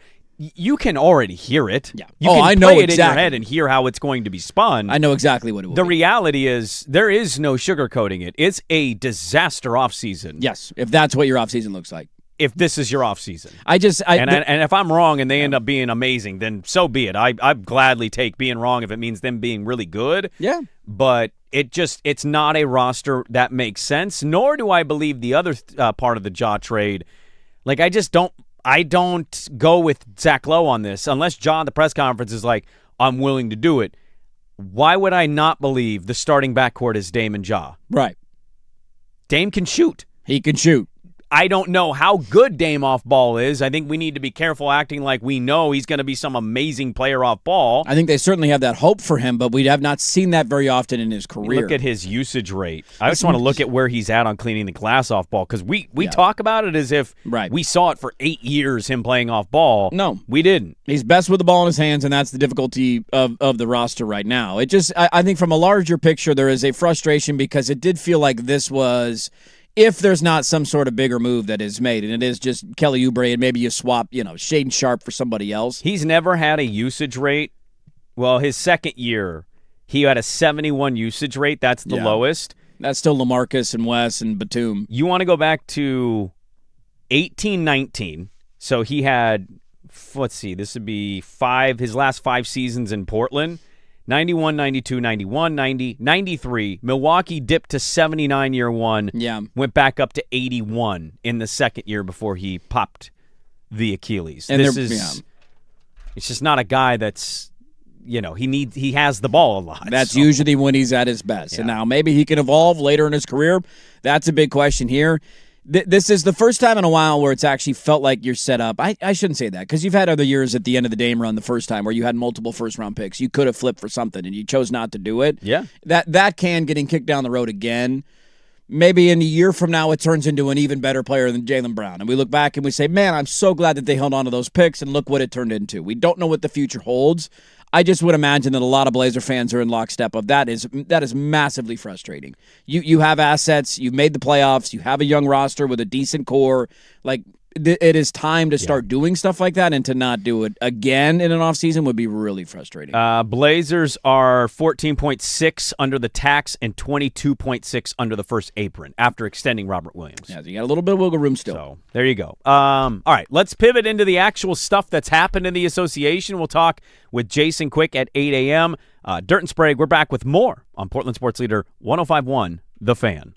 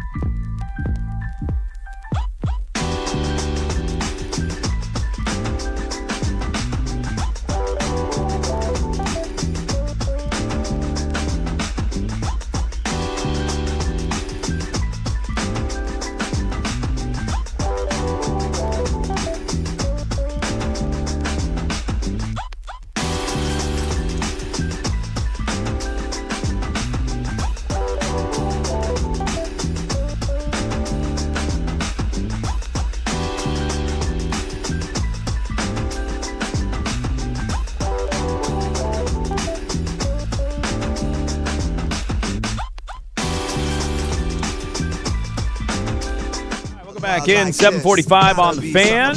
Good morning. Happy hump day, everybody. Get a Saturday story in the final hour. Jason Quick coming up at the top of the hour.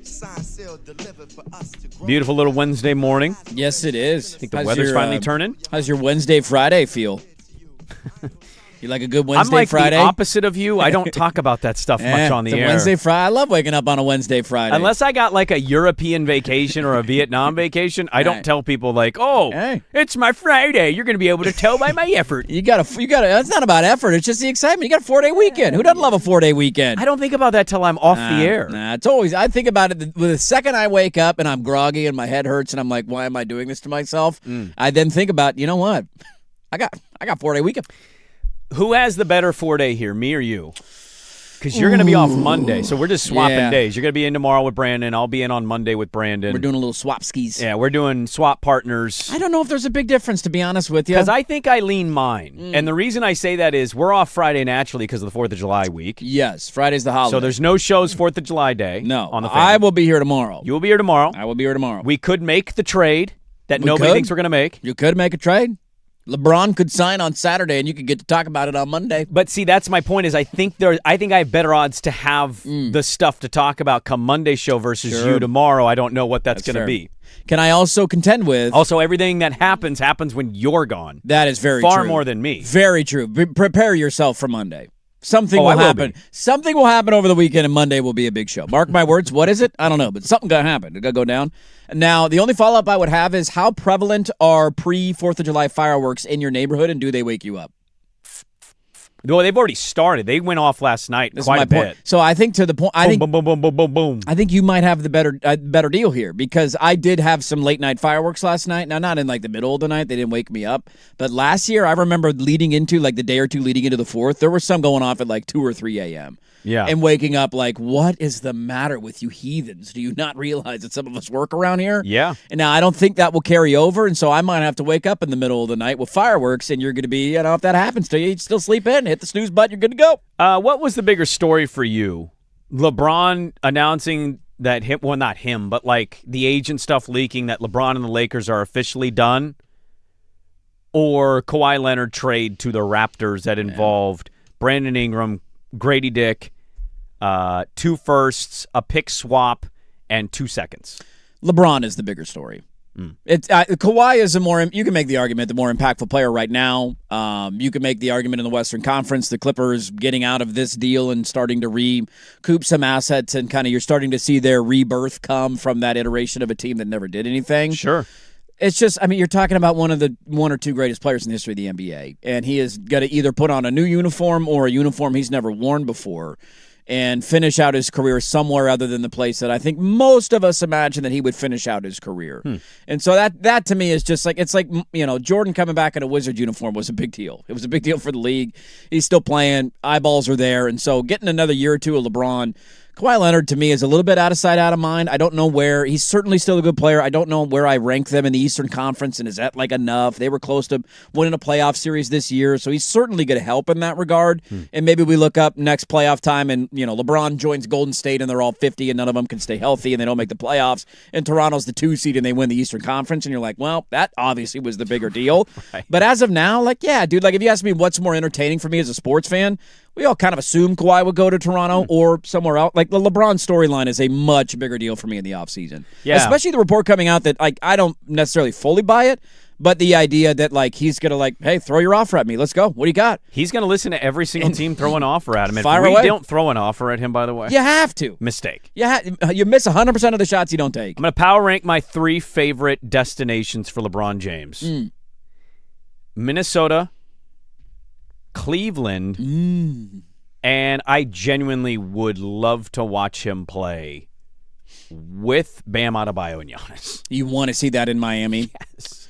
That's a pretty big lineup. I just, the Golden State thing, I'm admitting, if I watch him, throw a dime to Steph Curry, set a screen, kicks a pass out to Steph off of a triple team, I'm going to think that's awesome to see. Yeah. I have a weird thing. I just don't want to see him do it. And I don't know where I'm at on that, why I'm out on that. I enjoy the Olympic stuff. There is something about the two of them, even though they probably play together. I mean, that was a big rivalry. It was Steph and LeBron. It was 4 a big straight thing. NBA finals until And the Golden State Warriors cheated and got Kevin Durant. There was a very leading question from a SportsCenter anchor yesterday to Windhorst about like legacy and guys that are one player, one team, which I think is a little overrated. But, you know, the uniqueness of it now, and he's basically doing the lead. What does this mean to his legacy if he decides to go to a team just to win a championship? And I just found the question like, clearly you're not a big LeBron guy. And Windhorst goes, he's won a title at every team he's been on. That's the legacy. His number's going to get retired for every team he played for. I mean, that's the legacy. He's arguably, I mean, outside of L.A., he's the greatest player in franchise history for 2 franchises. Like LA, you can make he's the greatest his whole career, but just his totality. He's never going to be the greatest Laker, right? But you could absolutely the totality of his career, he is the greatest Laker of all time. Yeah. But just for the Laker window, that wasn't necessarily the best Laker window we've ever seen. But yeah, it just the legacy stuff. His legacy is cemented, dude. It's done. He's one of the 2 greatest players in the history of the league. I saw a stat. It was like 8 players long, and LeBron is one of them. And it was players that have in 8 years won a championship, won a Finals MVP, and been 7-time All-NBA. And it's like a player list of 8. Mm-hmm. And it said LeBron with the Lakers. Not everybody else was career. Yeah, the career. And that's then it said just in LeBron the LA run. with the Lakers. Yeah, just in the LA run. And as Habistro noted, he's had 4 Hall of Fame careers. Yeah, but the longevity, though, I mean, it kind of takes him down a peg, doesn't it, if you ask Scottie Pippen? I think Ask Scottie Pippen tomorrow how he feels. He'll He'll tell go you switch that his he's vote. better than Michael Jordan. Scottie Pippen has this weird in and out thing with the Jordan LeBron stuff. You know what that is? bizarre. That's a guy who's been pretty bad with his money, who is seeking relevancy, and also pretty frustrated internally that his ex-wife slept with his former teammate's son. I'd imagine there's a bit of a thing going on between That the guy's years there. going to go to prison, by the way. Blazer legend Scottie Pippen. No disrespect meant. I'm talking you know. about Malik Beasley. Oh, Sorry. Malik Beasley. Yes, she also slept with Malik Beasley. He was a teammate Who was of Scottie teammates Pippen Jr. Of Scottie Pippen Jr. Yeah. My vote would be, like, if I could, LeBron wanted to sit down with me, I'd obviously sell him on Portland and Bandon Dunes and coming and playing East Moreland. By the way, that poll question's pretty tight right now. Bandon Tight Dunes is split. barely losing to Dame. There's an aspect of seeing him play for Cleveland one more time that would be cool. That's my ultimate pick. Like, if that's- I'm making one pick, They're a good team. They're a relevant team. I It's don't know if that such puts them over the top, but you got to. I mean, that's a decent roster. it's such a win from a branding standpoint. Yes, man. Like, go home one more time. Finish it at home. Yeah. Try to get the land one more East title. Like the East, say what you want about the Knicks. They It's deserve the open, title. dude. The Knicks, nobody kind of picked them at the start of the playoffs last year. Indiana 2 years ago. Boston's answer to maybe losing Jaylen Brown is signing Mike Conley Jr. just now. That They just happened. They just signed Mike Conley Jr. Yeah. Yeah, all right. They didn't want Scoot in our trade for Jaylen Brown. I don't think they were. They didn't want Shaden for Jaylen I don't Brown. think they were thirsty for Scoot They Henderson. didn't want Scoot-a-loot. No, okay. But you look at the East, like I don't think he can be the best player on a team No, to win a title the way he was. he could be the best player on any given night, but not on a season-long basis. Maybe even a playoff series like he Sure. did with LA and Houston. Sure. But could you imagine him with Mobley, Allen, Mitchell, and Harden, even no matter what you think about Harden? Like, It's a fun little team right there. imagine he's the guy when James Harden is deciding to disappear. He's like, okay, give me the ball. I'll decide what we're doing here. And imagine he wins the East again. I don't know if they can win the title with that team. I don't know either. But good God, if they won the East and he went to Cleveland, and even if they lost in the finals and everyone went, ha, ha, and that's how it ends, yeah. holy crap, to take that Cleveland team back to the finals would be unreal. Just to have him, the retirement tour I wanted to be in, because you know he's going to get one, and you know it's going to be a big deal everywhere he goes. That's been the toughest part. I've been, outside of the first couple of years in Miami, I did root for Dallas against him because of the way he left Cleveland and the decision. I was one of those fans. Seeing him in a Laker uniform has sucked. Like, that was dumb. It wasn't great. I hated that he went to L.A. I hated that he wore a Laker uniform. I hated that it's the longest tenured run of his career. Go back to Cleveland, man. That's where you belong. That's where you're most known for. Go give it one more shot back in your hometown. Do something for the community and the fans. Not that he hasn't already done enough. I'm just rooting for that to happen outside of us getting a membership somewhere here and him coming to the Portland Trail Blazers. There's been other free agency news. Norm Powell signed a contract. Kawhi Leonard, again, as we mentioned, traded to the Raptors. We can get to some of that a little bit later. Got some football stuff around the corner, but coming up next, hour 3, Jason Quick of The Athletic. Covers the league at large and dabbles with the Blazers still. Has had a ton of reporting in Portland. Let's talk to him. Hour 3, Dirt and Sprague, 105.1 The Fan.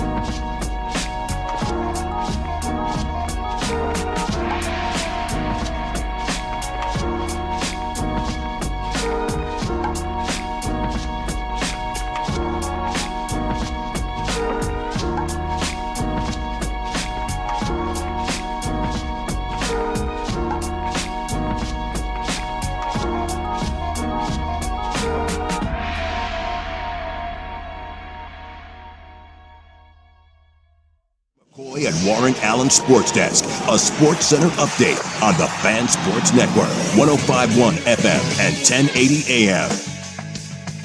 First on the Fan, the Blazers picked up another big man. Free agent 7-footer Brandon Carlson agreed to a 1-year, $2.5 million deal with Portland. Carlson is entering his third year in the league after his first 2 seasons with the Thunder, where he averaged about 5 points and 2 rebounds in 10 minutes per game off the bench. Some other NBA free agency news: guard Norman Powell is heading to Chicago, agreeing to a 2-year, $45 million deal with the Bulls. Forward John Collins agreed to a 3-year, $51 million deal with the Pistons. Guard Marcus Smart will be joining the Rockets, agreeing on a 2-year, $13 million deal. Guard Mike Conley is now a Celtic on a 1-year deal. And center Nikola Vucevic is returning to the Magic on a 1-year deal at nearly $4 million. World Cup round of 32 yesterday. Kylian Mbappe scored twice as France dominated Sweden 3-0. Erling Haaland buried the game-winning goal for Norway to edge Ivory Coast 2-1. And Mexico wins their 4th straight match, beating Ecuador 2-0. 3 more matches today, including the United States taking on Bosnia-Herzegovina at 5 o'clock on Fox. I'm Brandon Henson from the George McCoy at Warren Allen Sports Desk. Don't call your mom, call George McCoy at warrenallen.com. This is the Fan Sports.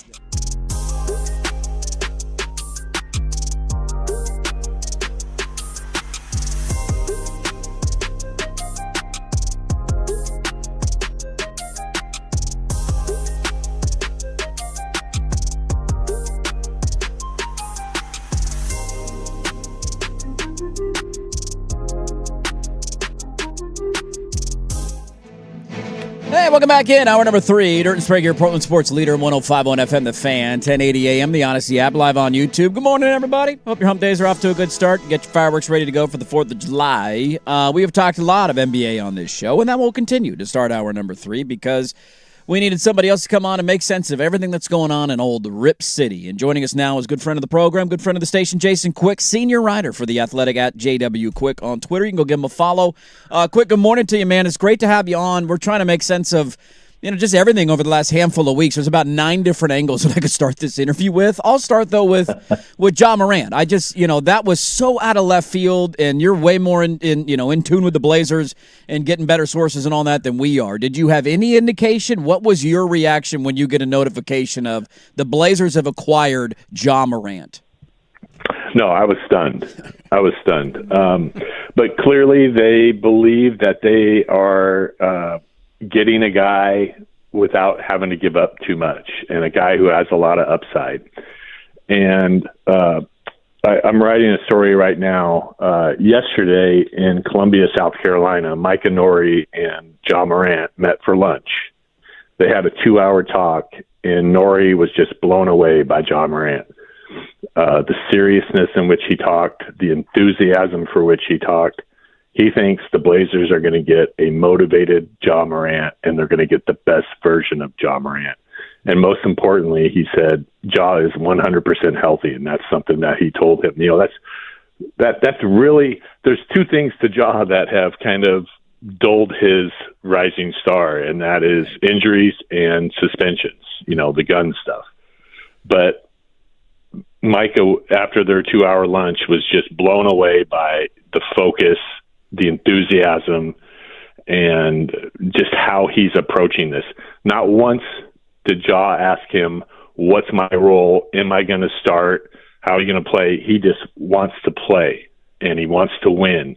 And he was a lot of his approach and demeanor in Memphis had to do with the fact that they weren't trying to win games. They were, much like Portland was for a long stretch, they were trying to get more lottery balls, and that didn't sit well with him. So they're very encouraged by what they're getting with Ja, but it kind of has created an interesting dynamic. I think this is going to be a small, quick lineup now. I really think they're going to go with the 4 guards. Wow. So you don't anticipate them making, because Jaylen Brown I'm not as convinced on anymore. The Celtics just signed Mike Conley. That is not going to happen. Yeah, Jaylen Brown. Okay, so do you anticipate any others, or is it maybe a Kelly Oubre at best? Well, obviously, I think they will make another move. I still think they need to address their shooting. Yep. I think they could use another power forward, but I don't think it's going to be Drew Holiday.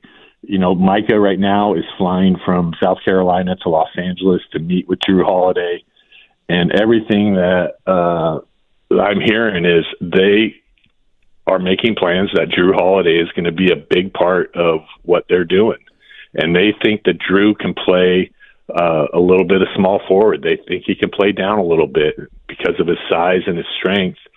So I think they're going to keep all four guards. Wow. But, I think they'll explore that. Obviously, you never say never, but I don't think they feel a need to alleviate that logjam because they think they all can play together. So Micah says, hey, we're going to play fast, we're going to be fresh, and we're going to create confusion by going small.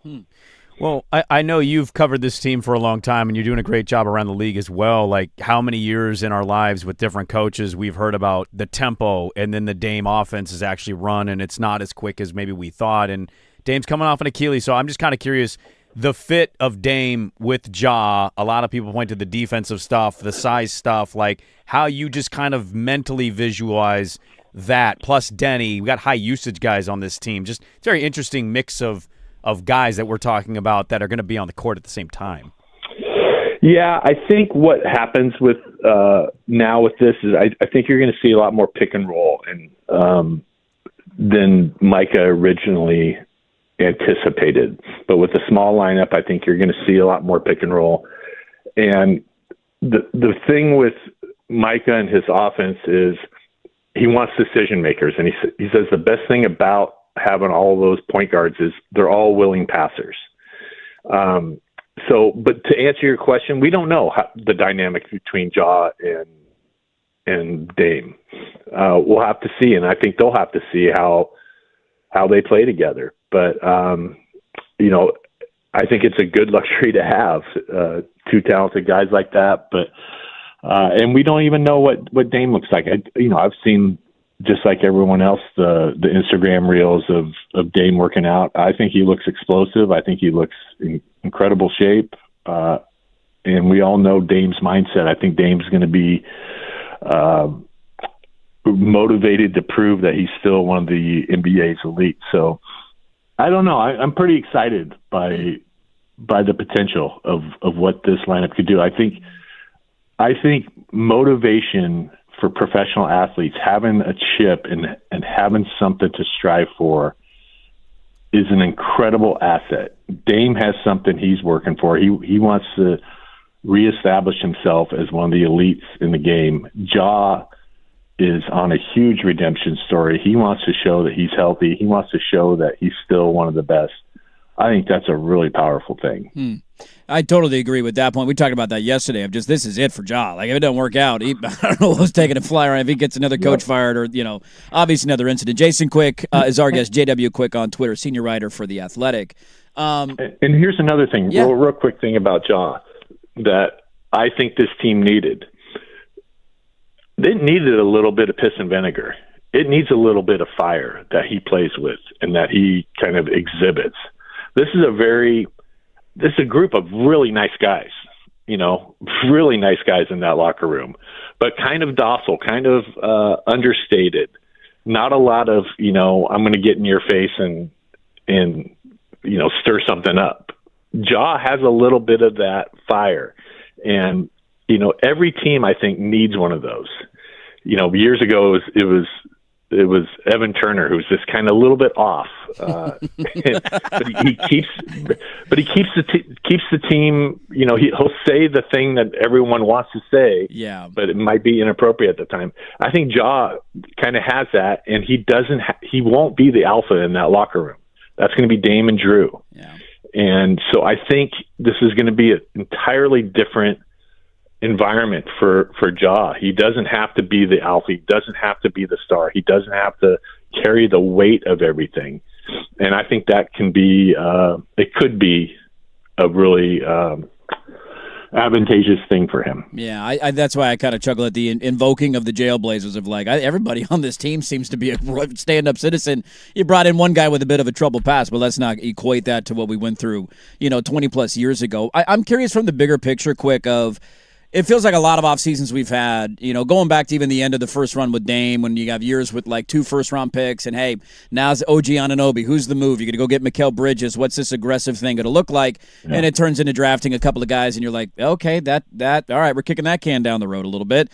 You go into the offseason, and I would argue the Blazers have been as well set up for a long-term kind of big move that they've been in a long time, right? These Milwaukee picks, the Orlando picks, the swaps, the young pieces that you maybe have to play with. If it does turn into another offseason of we just kind of hold on to all these future assets, you're certainly taking a buy low but a chance at a high reward swing on Ja Morant if you could figure it out. What's your thought, though, I guess, in the aftermath of it? And did you think this was the offseason that they would go trade, 5 first-round picks for fill-in-the-blank player here? I did. I had the sense that they were going to make a big swing. And, is this the big swing? I don't know. We'll see. It's starting to trend that way. It's looking that way, but I still think they're active. I still think they're looking, but it's not the worst thing if they don't. There's still the trade deadline. There's still next off seasons. So, and I think there's an element of let's see what we got here. But it's still an imperfect roster. Like I said, I still think they need some more size, certainly more power forwards. And I don't think that having those 4 guards is sustainable for a long period of time. I just think it's kind of a disservice to all 4 of them, because eventually someone's going to be like, man, I want some more playing time. Right. How close do you think they got to Jaylen Brown? Not at all. From what I've been told, that they were never high on him, never valued him as an asset to go for. And they asked for 4 first-rounders from Portland, and Portland was like, no. So I don't think it ever got close with Jaylen Brown. Wow. Interesting. Yeah. I'm talking with Jason Quick, senior writer for the NBA Athletic, at JW Quick on Twitter, covering the Blazers for a very long time, chatting about everything going on in the offseason. I'm just curious I know you've written about it and you've been at press conferences, and there's a lot of headlines about the owner right now. We went from having Paul, who was so rich and just kind of, out of sight, out of mind. Speaking other than of piss and vinegar. Right, his 2 press conferences a year, to Jody, who was in the trust, but I don't even know if she could talk because I never heard her voice before. And now to Tom, it's just such a change. And there's been so many negative headlines, the layoffs and all. I'm just, as somebody who's been around the organization a long time and covered the team for a long time, what have we made of the last handful of months in the new Tom Dundon era? And now this lingering fear that an arena deal might not get done and the team could be on the move. Well, I'm kind of the school of I want to see how it plays out a little more. I don't want to rush to judgment on him. I don't like how every single thing, though, he can't help but make it about himself. Every single thing, even in the playoffs, everything was about Tom Dundon didn't do this. Tom Dundon did this. Yeah. And now, even in the coaching search, he can't give Micah the security that most coaches are afforded.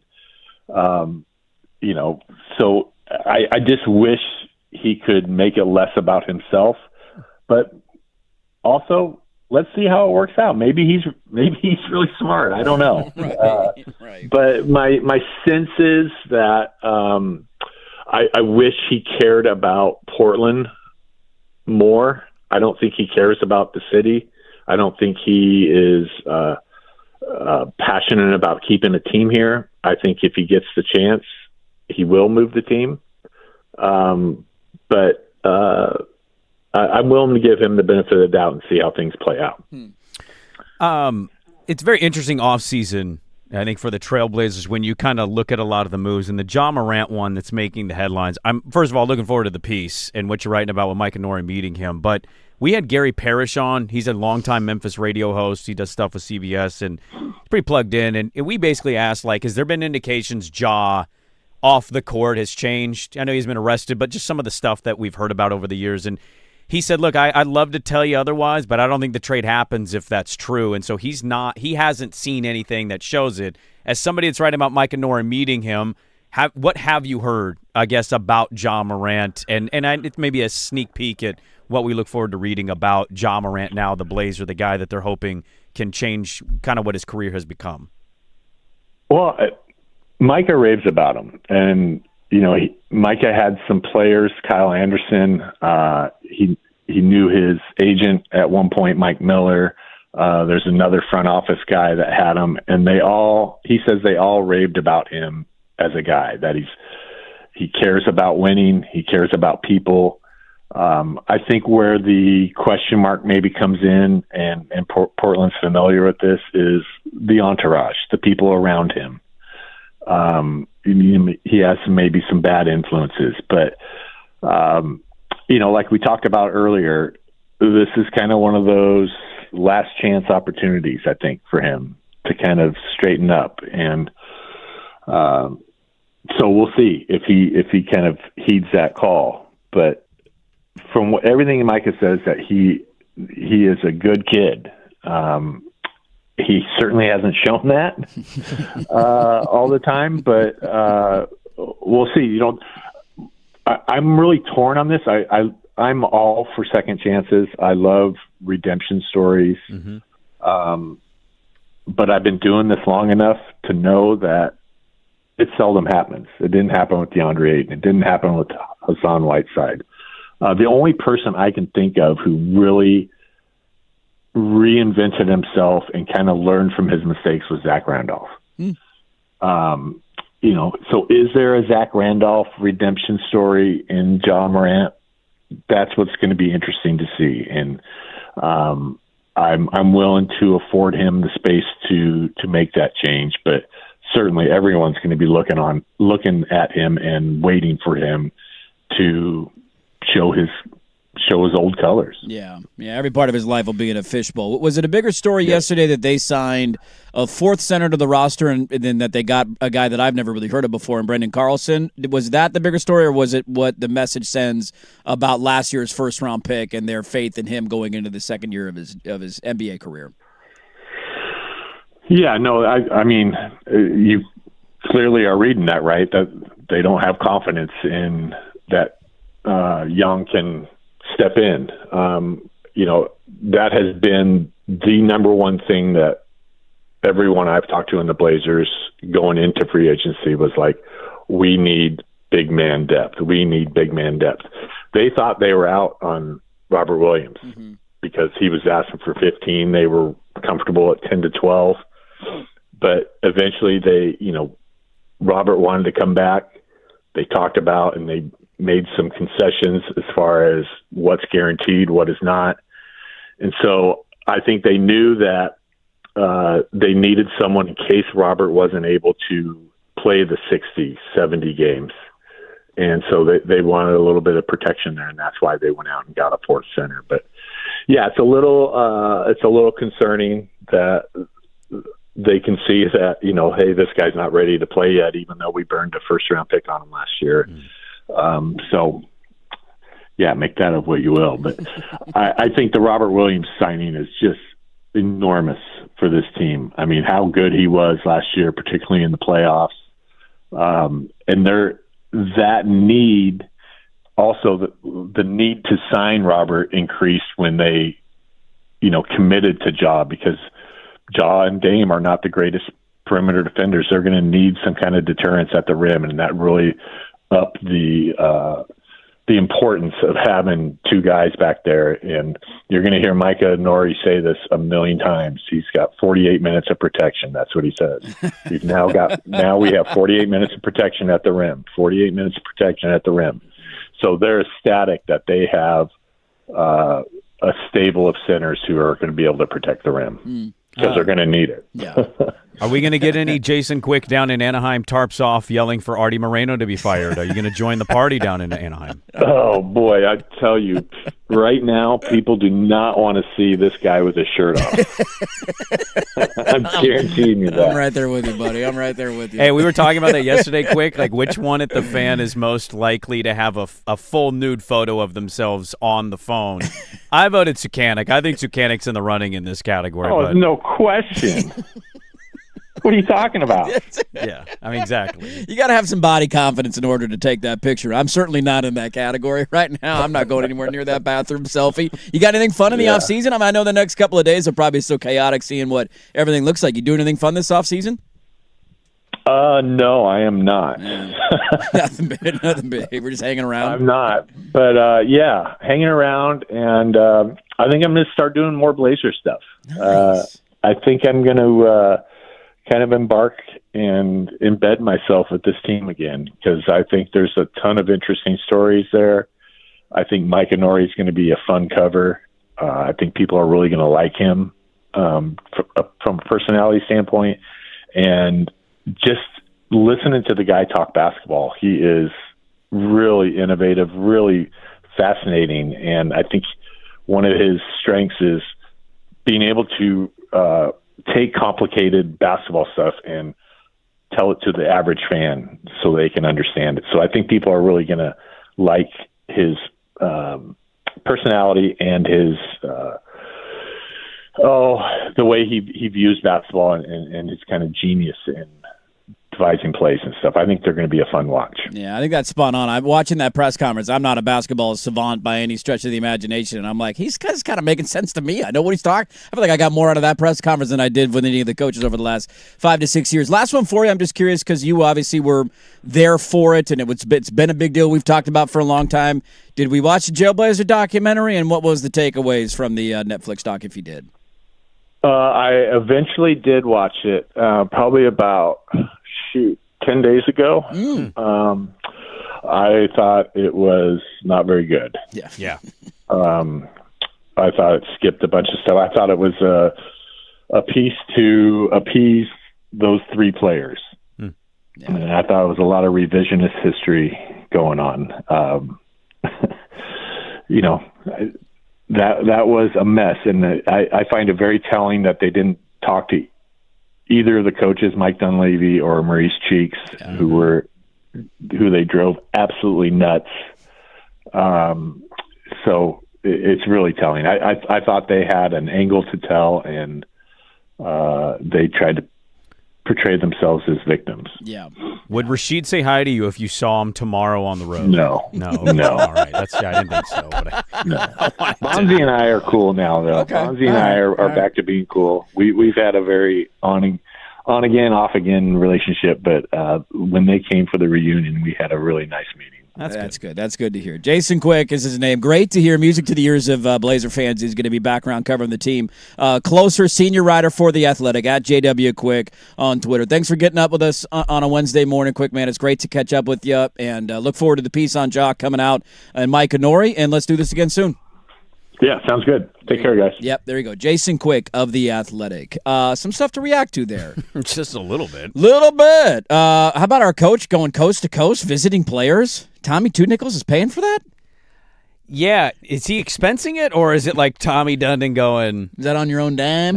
We got a lot of questions here. Also, maybe my segment idea wasn't awful of what if they don't do the move? They're totally going to do it. They're totally going to do it. Dude. Hey, look, I They're don't know if I'm right, but they're totally going to do it. they're going to do it. Let's react to all of that. Let's get through it next on The Fan.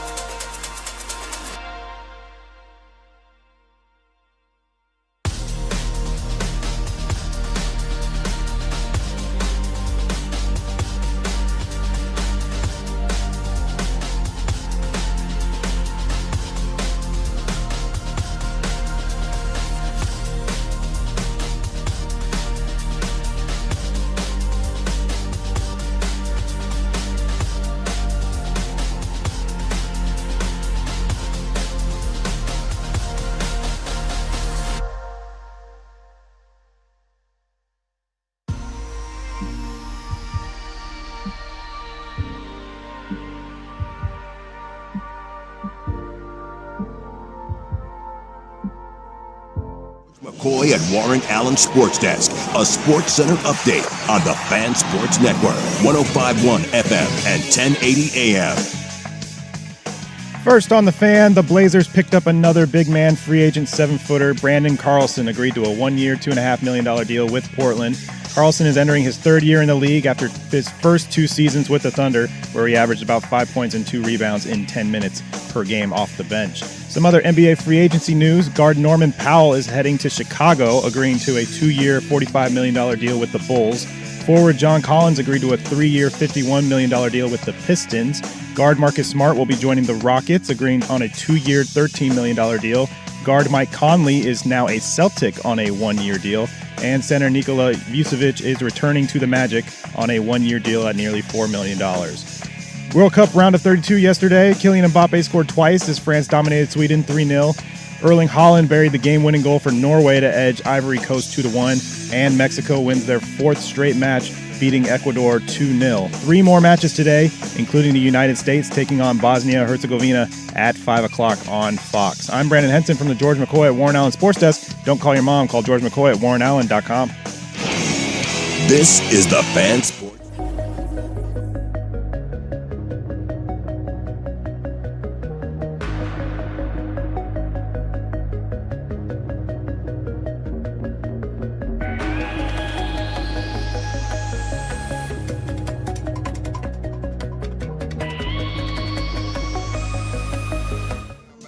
Well, what is the bigger takeaway to you from Jason Quick? Thanks again for him hopping on. Great to hear from Quick. Be nice to have him back around the team a little more regular. I do think he's right that there's a lot of stories right now, whether it's a controversial cheap owner, the arena deal funding, stuff going on behind the scenes. You have a coach on a 1-year contract. You have one of the more controversial players that you've just added to your roster, Damian Lillard, returning. Like that, to his credit, there is a lot of interesting things going on with the Blazers right now. Bigger takeaway, is it the already begun redemption story of Ja Morant, who's hungry and eager and ready to win and already sat down with the head coach of the Blazers who has nothing but positive things to say about him, or the idea that they're doing the guard thing again? Well, I mean, that's not an easy one to answer because I'm equally interested in both. I mean, how are we? I thought Rob Mahoney said a really good thing on the low pod of. We went into an offseason with a lot of expectation because of assets. The age of the roster was highlighted many a time. We're one of the youngest teams in the league. Mm-hmm. But then we started doing like little things in the last couple of years. You're like, like you added Drew Holiday. Yes. Kind of older, right? You traded out a younger player for an older player, and we would agree the older player better. No doubt about it. And then we signed Dame. Back, yeah. On the mid-level after he popped his Achilles, knowing he wasn't going to play a second last year. I still wonder why we needed to do that other than like the PR win. Yes. But that's just my 2 cents. And then Denny popped, and Tumani's been good, and Donovan has a better year too. And you're like, all right, here we go, the youth, right? And then Scoot comes at the end of the year, and he like becomes kind of a hybrid combo guard who's more of a scorer than a distributor. Yeah. And now we're leaning, it appears, back away. Like I think to me, the Rob Mahoney take is basically you had a window and a lane, and you seem to have like pivoted into another lane. That's what happens when you whiff on your first round picks. Well, that doesn't help, but like you went from literally last year, before the coach was arrested by the FBI in Lake Oswego, Oregon, you came into the year screaming, what about your team? What was your team? Defense, Defensive identity, length. defense, disruption. Yep. Offense doesn't matter. Then your defense kind of was mid. Then your defense popped a little bit because your schedule got easy. Then your defense got exposed by a 19-year-old at your building in the playoffs, and you lost in 5 because you had no offensive creators outside of Denny Avdia. Yeah.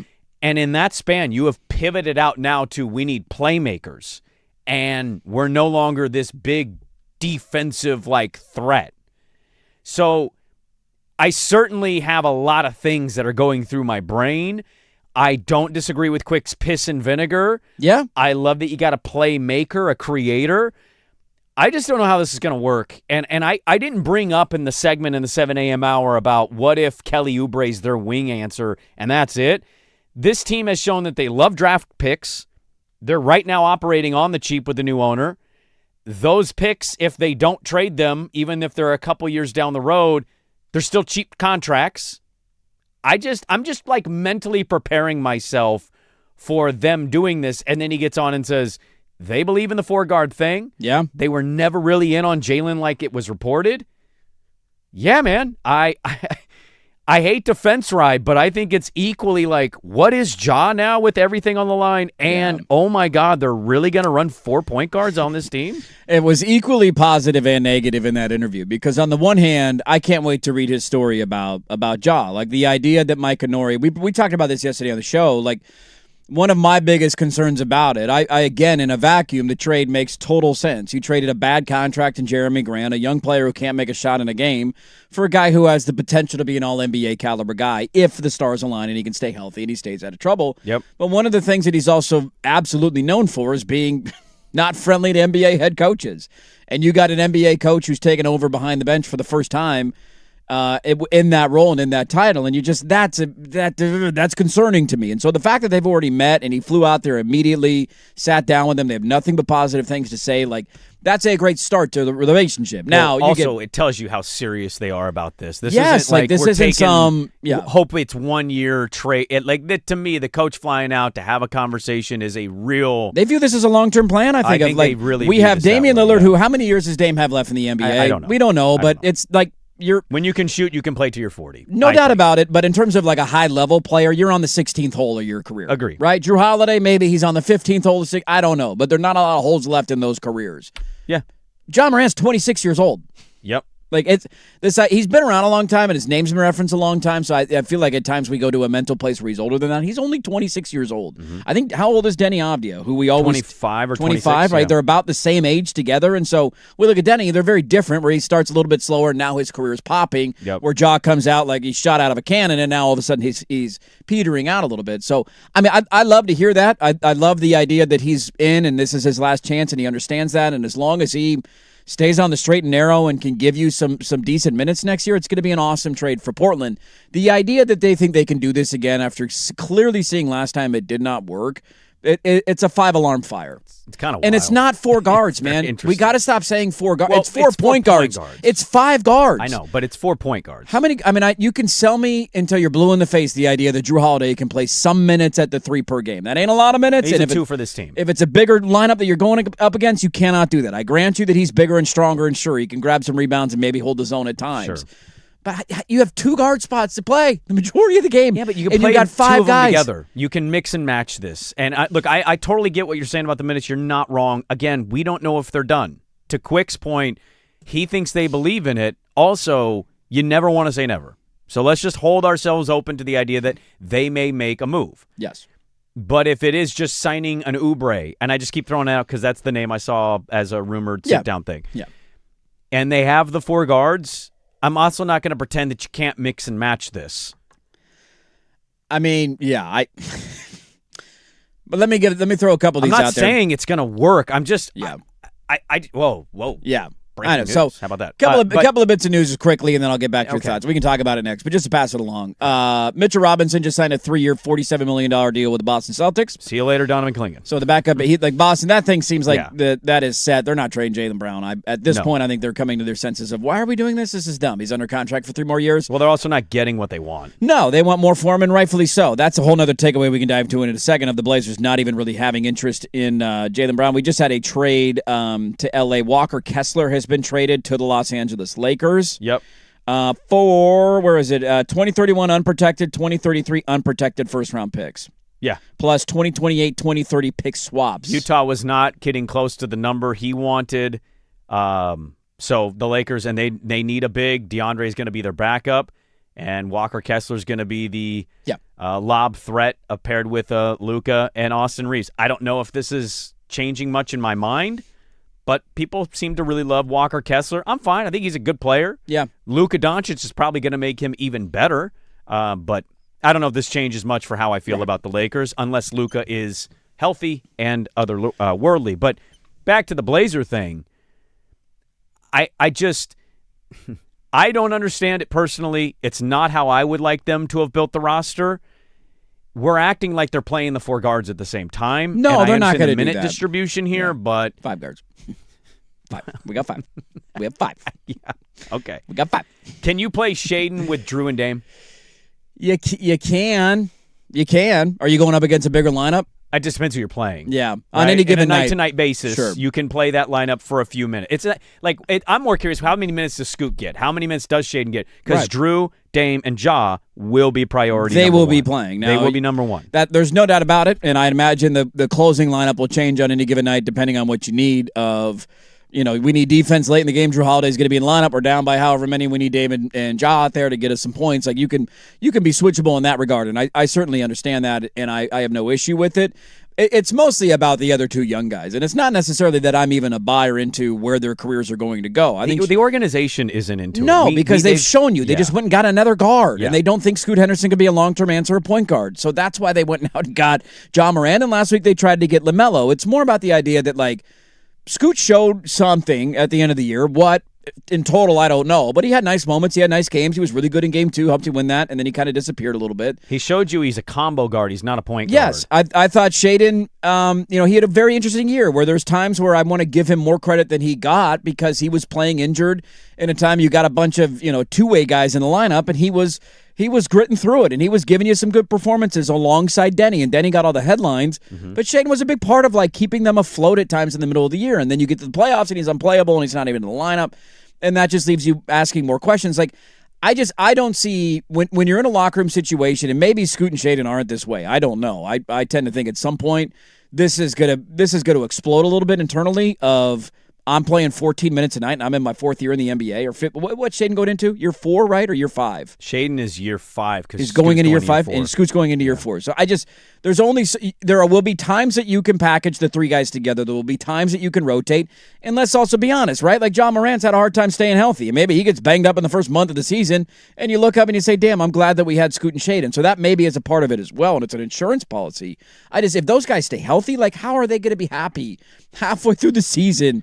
Not still in year 5 and year 4 of their careers, not playing meaningful minutes. And I don't know if it gets to the point where the locker room blows up or they demand trades, or I don't know if that's their personality at all. I'm trying to put myself in their shoes of like, I don't see how if I'm Scoot and Shaden right now, I'm looking at the roster saying, what? I think Shaden is already wondering what, based on how his playoff minute distribution was. And the thing about the blow up, I don't have that problem with Scoot. Scoot may quietly ask to be moved if possible. But Scoot has shown, I think, us so far 3 years in that, like, he's ultimately just wants to be team-first guy, rah-rah, hype people up. Maybe he figured something out there at the end of the year. I don't know if it's enough of a sample size for people to feel confident about it. Yeah, such a small number in the regular season, We too. also know they're not going to play all these games. We know Ja Morant is not going to play 70 games. He's never done it. So no. The reality is, dude, like, Drew's going to miss a little bit of time. Dame's probably going to miss some time. Like, they're not all playing 82 games.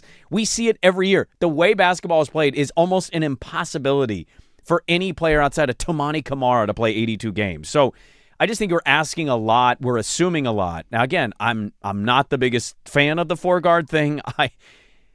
But the minute Ja Morant dunks all over Lauri Markkanen, we are going to be all in on November the 9th. I mean, we're just going to be like, we did it. We got the reverse Zebo. It's done. We will be exactly in that position. You don't have to like it. In fact, I would be leaning, I'm terrified right now. Maybe it's fun. Maybe it's entertaining. They're going to go. The guru will go. I'm more fascinated if this is it. True serum to Crump. What was the pivot here? Your entire identity was be longer, be bigger, don't do the guard thing. And you might go into the season with 4 point guards. It's an interesting thing to try to figure out why. Lots to process still. Still an incomplete picture. We don't know what the rest of the moves will look like. Your thoughts are welcome. 503-864-6326 or live on the YouTube chat. Throw them in there. We'll have a little bit more Blazers in the final hour. We'll let you know if anything else breaks in the association. We got to get back into the USA game tonight. We got Saturday Story coming up at the final hour. Lots so to get to. Back after this. 105.1 The Fan.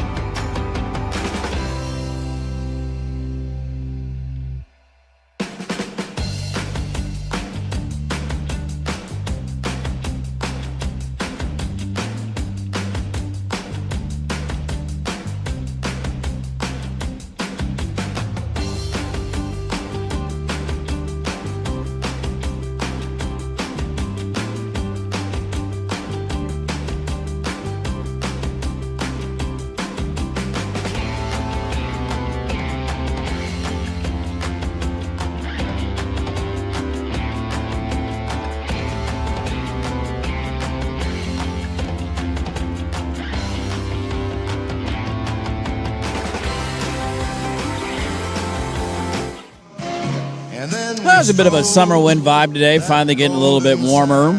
Summer weather returns. It's going to be a delightful 4th of July. Oh, I just want to golf. That's my guy. I have no 4th of July plans. You got nothing going on the 4th of July? No barbecue plans? Just hanging with the fam bam? If all you're doing is barbecue, is that like a plan? That's not plans. That's not eating plans. dinner. I feel like the plans have to involve some sort of a larger get together or fireworks show. Does that make sense? We got invited to one. We have no interest in doing it. I'll put on my Diana Taurasi USA jersey like I do every 4th of July. Just go step out in the backyard and throw some wieners on the grill. Yeah. What kind of weenies are we gonna grill? All beef. All beef? I don't eat. You got to go all beef dog here. We don't eat pork. Yeah, I don't even know what we're gonna do because I'm not buying fireworks. Will you? You're not getting me. Not gonna happen. No. I bought the starter kit, the standard $40 pack that's never worth it, and I'm like, we're lighting tanks that barely shoot.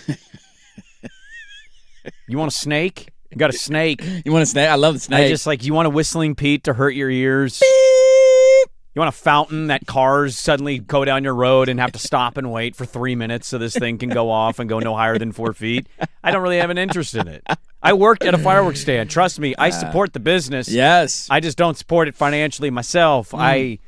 Yeah, it's a weird 4th of July that way. Yeah. It's supposed to be a big one. So it's like, I don't know. $250, man. $250 is a big deal. My 4th of July last year was infinitely better than this year's will be. I had a beachside perfect view overlooking Pelican, and I got an entire fireworks show for 2 hours last year. Wow. From the deck of my hotel. That's a good 4th of July. You can't beat that. You pay no money. No. You get the $1,000 plus fireworks show. It's a free show right there waiting for you. That's as good. And the weather was utterly perfect. There wasn't a cloud in the sky. It was 74 degrees at the beach. Yeah, delightful. I had a little bit of lobster skin going. I mean, you can't match that 4th of July. It's a good 4th of July right there. What do I do now? Show my kid Bill Pullman? Eat a wiener? We will not go quietly into the night. You're damn right we won't, Bill Pullman. I don't eat the wiener. Do you have big plans? What are people doing for the 4th of July? Yeah, the tough part for me is a lot of it will be predicated on what the nap schedule is for the little guy, because I'm going to try and push to get him to the fireworks show, but it does not start until roughly 10 o'clock at night, I think. I don't know specifically. It's that late? I mean, you got to wait till it's dark. What time? I mean, I went to bed at 9:30 last night. It felt like it was 4 o'clock in the afternoon. You're not lighting those. You're not lighting off a lot of people starting to $10,000. light them off at the very not end. The one that we sunset. go to. They wait till nighttime. There's the Oaks Bottom one is a nighttime routine. Now maybe it's a little bit earlier than I'm giving it credit for, but I also acknowledge and understand how awful my life is if I have a kid who's overly tired and I'm trying to deal with that. And it's the worst case But you're scenario. off the 5th, so you can deal with the consequences. Oh, I can deal with the that fall out of it. consequences, but I'm not taking him all the way to a fireworks show if we're melting down the entire time. That defeats the entire purpose. So we're going to shoot for a late nap. I'm hoping we get a sleep in Saturday. I get a late nap, and then we'll try and push it to the fireworks show. If not, then we're just barbecuing, lighting a couple of small things off, and then going home. So you are going to buy fireworks? I'm actually – so I was going to get to this debate. There's a weird conundrum in my family right now that I don't know how to handle. So we're getting together with my family. When you say that, who are you talking about? My your side of the or family. wife's side? It's mainly it's a me versus my brother thing right now. So I asked. So fireworks are banned in the city of Portland. Like, you cannot buy them, you can't sell them. They're technically illegal, right? Nothing happens to you. To Clackamas County, brother. Exactly. You're good. So my brother has the stance of he doesn't want to set the because these kids know that fireworks are illegal. He doesn't want to break the rules. He doesn't want his kids to see that it's, well, who cares? Go buy fireworks and then we'll light them off. He's under the, I'm trying to have this be a morality thing of it's illegal. We're not going to do it. We'll go to the other fireworks show. What? I also don't know if Teddy Ballgame's going to make it. I don't know if Teddy Ballgame's ever seen a firework, and I think he would like fireworks. And I don't know if I'm going to be judged or chastised if I show up to the family barbecue with, I'm not getting anything crazy. We're talking like 5-foot fountains that don't scream. Yeah, I don't want anything loud. He's not going to like that. I'm not getting big boomers. But if I go to Clackamas County and buy something that goes 6 feet in the air and lasts 5 minutes. For his age, it's perfect. It's perfect, right? Yep. And is this going to create friction? Am I the morally inferior one? Now dirty little Uncle Andy's the one bringing the illegal fireworks. First of all, your nickname on the radio is Dirt. I think you're already the questionable Uncle Andy. Oh, I for sure am. Okay? There's no doubt about that. The other part here is I got an answer for you. You buy these fireworks. This is more about your kid than it should be your nieces and nephews. No offense. Then he's going to have to answer questions. Why didn't we get fireworks, Dad? That's a great thing. He should have to answer, and here's your response. You bring the fireworks. Yeah. He gives you a little crap. Yeah. You respond, dude, it's America. And then you go to your car, and before you light them, you know what you hand him?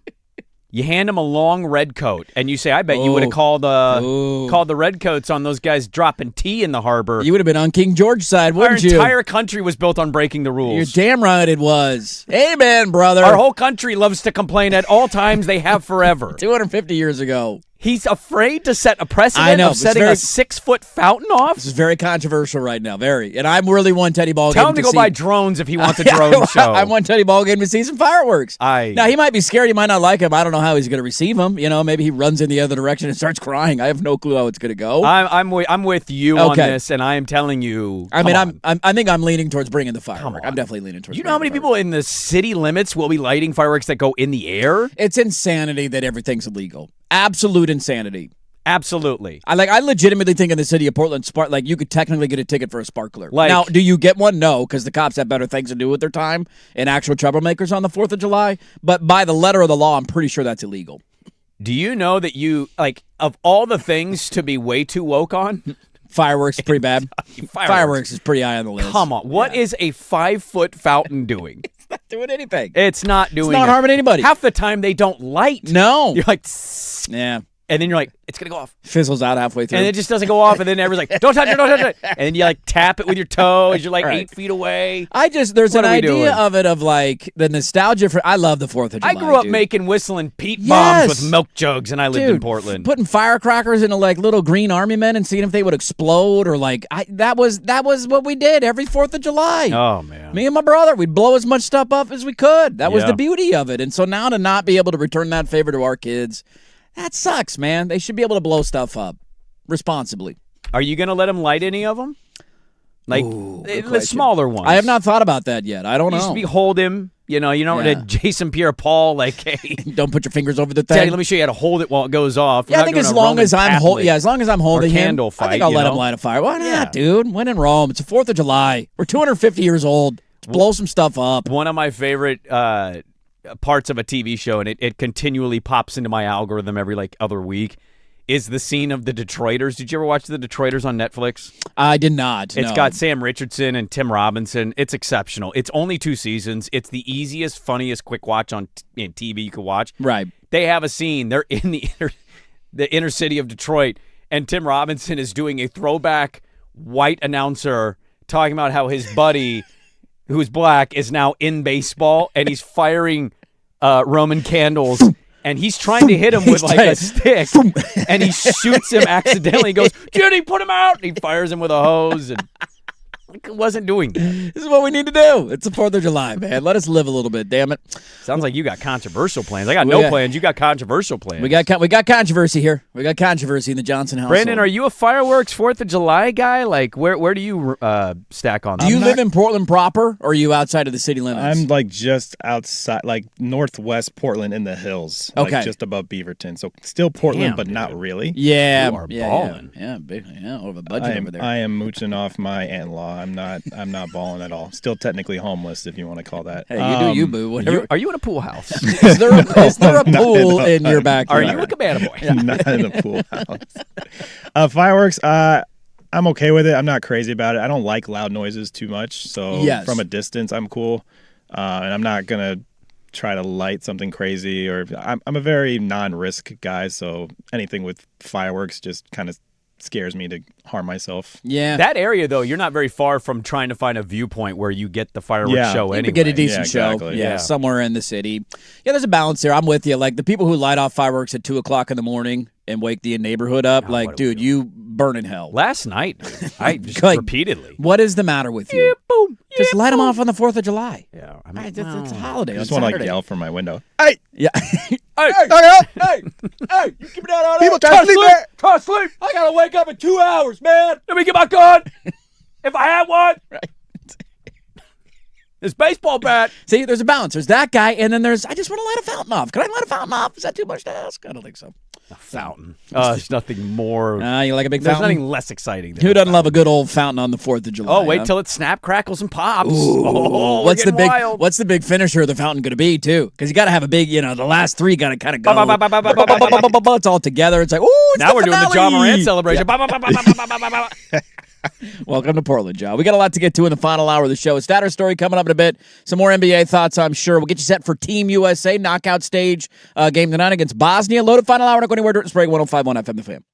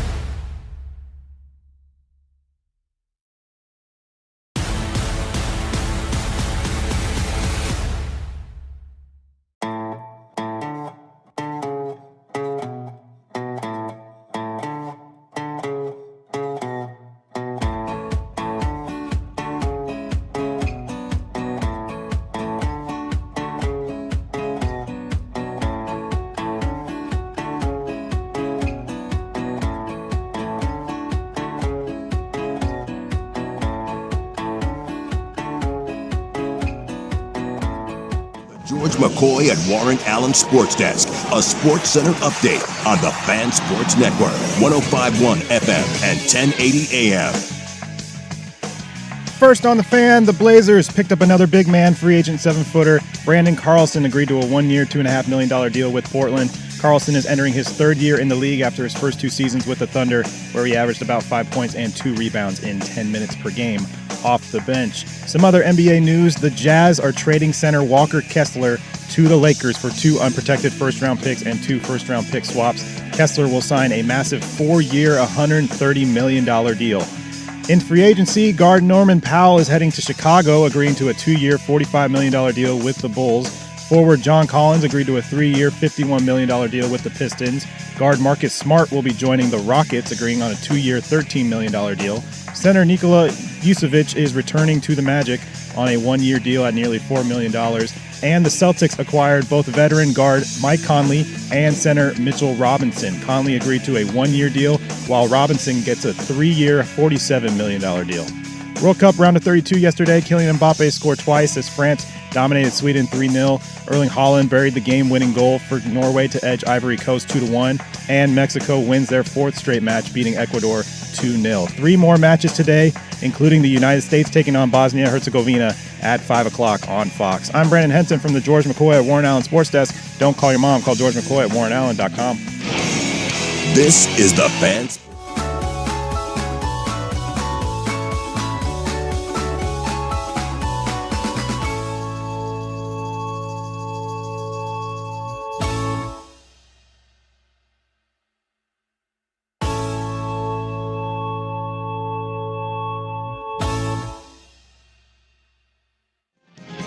Let's do this final hour. Dirt and Sprague here, Portland Sports Leader. 105.1 FM, The Fan, 1080 AM, the Odyssey app, live on YouTube. Morning, everybody. What a day it's been. Another turn and burn. I still have a John Morant hangover, if I'm going to be honest with you. Are you buying a jersey? Oh, by the way, we didn't even get to the thing I wanted to address. They've been posting on socials about him, right? Oh. Did you see they posted the photo of him going for a dunk with a jersey? And Let's talk about it. Let's talk about it. That's in my notes. It's a leftover. He's wearing number 12. This is controversial to some. Sometimes I hate this city and I hate this fan base. Wow. I do. Wait a minute. Hold on. The idea. Why do you hate the fan base? This is going to become a legitimate debate online. I already saw the start of it yesterday. Meringue was yelling at people on social media. Like, this already became a thing of, like, should he or should he not be able to wear number 12? I saw a lot of people actually arguing he should be able to. LaMarcus is not retired yet. No. Why are we doing this with 7 and 12? That's exactly my point. If you ain't in the rafters, you can wear the eligible. number. It's absolutely ludicrous. Shouldn't be off limits until it's off limits. I also like to the notion of you can't say, can't dump on LaMarcus for leaving in free agency. He made a business decision. Like, yeah, you can when it comes to retiring your number. Should LaMarcus Aldridge's number be retired in Portland? How many do we have officially? That's not the question. No, hold on. Don't look at our history. Let's look towards the future. I don't care about Bob Petrie. I want to know about LaMarcus Aldridge. He's in the 90 percentile of players Tom you Dundon. Retire a number 4. You're Tom Dundon. I retire it. You retire the number? Well, I can't do it now with Ja. Wait till Ja's done. What's more likely, LaMarcus has 12 or Ja has 12 retired in our rafters? I mean, it's definitely LaMarcus, but it's still. Probably LaMarcus. Still, but I just like if it wasn't used, like we've argued about the Roy thing, we don't need to get into it, right? No. That has been a topic that will not go away, but still nobody can wear number 7. Carmelo Anthony was not allowed to wear number 7. He had to go to 00 because of Brandon Roy, but we're not retiring it. I don't know what we're doing here. What is the point? If you want to retire the number, then retire the number. If it's off limits, make it officially off limits. Who was the last jersey retirement ceremony we had? Ooh, that's a good question. It's been a hot second here, hasn't it? That's a really good question. It has to be like a Kersey or a Drexler, right? or a Porter, doesn't it? I'm trying to think if there's nobody more recent than that. So whoever the last one amongst Clyde, Terry, those are the only 2 guys from that team that are retired. We haven't retired Kersey's number. I don't know who else from that team would have been eligible or thoughtful of, like, we should probably do that. It had to have been Clyde or it had to have been Terry, based on just looking at their jersey retirements. Everybody else played before those guys. So unless we went back and, like, corrected a mistake and re-retired a number, I don't know. But based on my look at it, we have 2 number 30s retired. We do it, yeah. We're doing the Mariner thing. The Mariners are retiring Randy Johnson. And they just retired Ichiro. 51-51. Welcome to the stage. Will the real number 51 please stand up? I certainly understand the argument of he was a good player. Retiring him. I do, but it's not retired. So the number, in my mind, it's eligible. How are we going to react if he's not allowed to wear number 12? We make John Moran pick it. We do the unofficially retired number 7 and number 12. Have you seen any reporting that that's a deal? If I they're have putting not. him in a Photoshop with 12, I think he's getting his number. Did we do that with Carmelo Anthony when we signed him? Did we do a Photoshop I don't thing think of him in 7? I don't know if we did that. I don't remember if we did it or not. But I can just tell you that the reporting was behind the scenes. He was quietly said, like, hey, kind of 7 is a tough one for us for obvious reasons. Brandon Roy. And he was like, okay, I'll go 0-0. Like, he just wanted to play in the league. Yeah. So he was just desperate for what? John Morant's probably the same. Hungry for a chance here. I think because he's younger, he might be still in the mindset of, like, 12's my number, though. 12's my thing. 12's my, you know. Well, that was a controversy yesterday that everybody yelled about online. Let's get to just some leftovers in the NBA that we haven't talked about yet. We'll get the statter story coming up here in a little bit, and then obviously have Team USA tonight. Mm-hmm. How about our guy Tiago Splitter adding another piece to his team? Norman Powell, who was on the move from Miami, had a good little run there in Miami. He just signed a 2-year, $45 million deal with the Chicago Bulls. Are the Bulls going to make some noise in the Eastern Conference this year? We're looking at the Bulls as a threat, as a playoff threat? I'm not looking at them as a threat because they're in the rebuilding stage. I'm looking at them as potentially being an exciting team. And part of that is, you get to the draft and you get multiple pieces, and one of those is Caleb Wilson, who certainly has the athleticism to get people excited. I don't know what he is as a shot creator, but he is somebody that you look at and you go, Caleb Wilson finishing lobs on from Norm Powell down the court could be a really exciting thing. I just think people are excited about what the Bulls could become. Their ownership still sucks. Yeah. Has forever, despite the 6 championships. Long time. Feels like when they fired their general manager and they brought in Tiago Splitter, it does feel like this regime is trying to build this thing up the right way. That's the takeaway of the Chicago Bulls. You go sign Norm Powell to a nice deal, 2 years, $45 million. That seems like a good contract. He's a bucket getter. He's probably going to be their leading scorer. Like, yeah, if I'm a Bulls fan, I'm more excited today that they signed Norm Powell than you were like a year ago. Absolutely. Where you were at. Yeah. Yes. Seems like progress is going in the right direction. By the way, a quick World Cup update. The Congo just scored against England. The first game of the day is underway. And Congo is out to a 1-0 lead. England losing in the round of 32 would be pretty disastrous for them. Would be hilarious to me. Would be funny, especially on our 250th anniversary. Thank you, former daddy. We will talk about the World Cup later on in this hour of radio. The other one that was interesting, I mean, like, we knew it was going to happen. It was more about the idea of, like, what did it take to go get him and what was the package going to look like, because other teams were involved in it. The Raptors going and getting Kawhi. So the picks, I want to pull up the full details of the trade because it was a lot, man. And just the idea of where they go and what the move means for them in the long run. So they're sending him to Toronto, exchange for Brandon Ingram, Grady Dick, 2 unprotected first-round picks in 2031 and 2033, a pick swap for next year's draft in 2027, and 2 second-round picks. They got a haul. They got a haul. Clippers got a gift from God. I don't know if they're going to lose these picks with this aspiration. That would be really funny fiasco. If they did. Well, I kind of wonder if they did. If the Raptors knew, one, you bring back a hero, a city hero who, speaking of having jersey retirements, probably going to get one with the Clippers and the Raptors. Probably. Was that video, did I get butt cracked that he showed up at a Blue Jays game last night?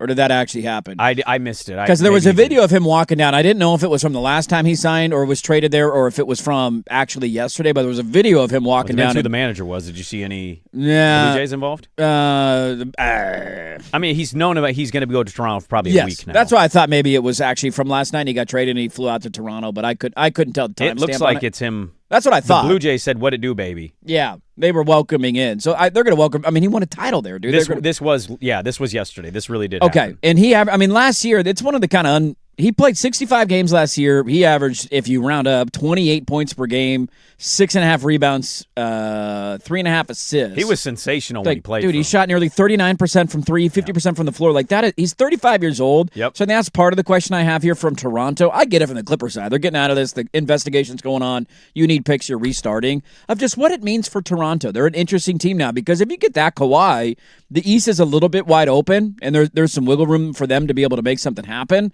I don't know how much longer he has in terms of being an elite player, and it's a lot to give up for a 35-year-old. And you hope that he stays healthy and available, and there's not a suspension from the NBA. So I couldn't help but go to the spot of the NBA is going to lay down a punishment on the Clippers at some point this summer. Like Silver's already asked for the punishment to be released, as if he doesn't run the league. I always found that funny.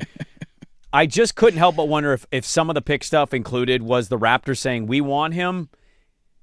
We know you're going to get hit. Here's, maybe whatever it is. And maybe it won't be. Maybe it'll be a giant financial fine or something. But I thought this was a real big price tag. Like, we're talking about a guy that wasn't going to extend in L.A. They weren't going to give him the contract, so you're leveraged there. There's clearly going to be a hammer if he is re-signing with the Clippers of some part of what happened with the aspiration stuff. And then the Clippers are they're leveraged, and somehow they trade him, and he's 35, and he's still very good. But, like, to get all of that, I thought that was a great trade for them. Like, for a 35-year-old? We make fun of the SGA trade, and we should, but nobody faults them for making it. It's just the laugh factor of it didn't work, and it worked for the other team. They regained a lot back for this, and I didn't think they would get quite that much. But you also have to look at it from Toronto's angle.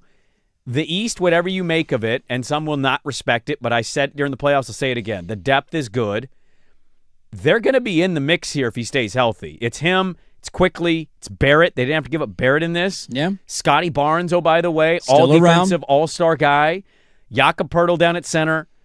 Colin Murray-Boyles, I thought, had a really good under-the-radar kind of season for them. They are a team that, if healthy, and he really likes the medical staff in Toronto, that's going to be one to throw into the mix here.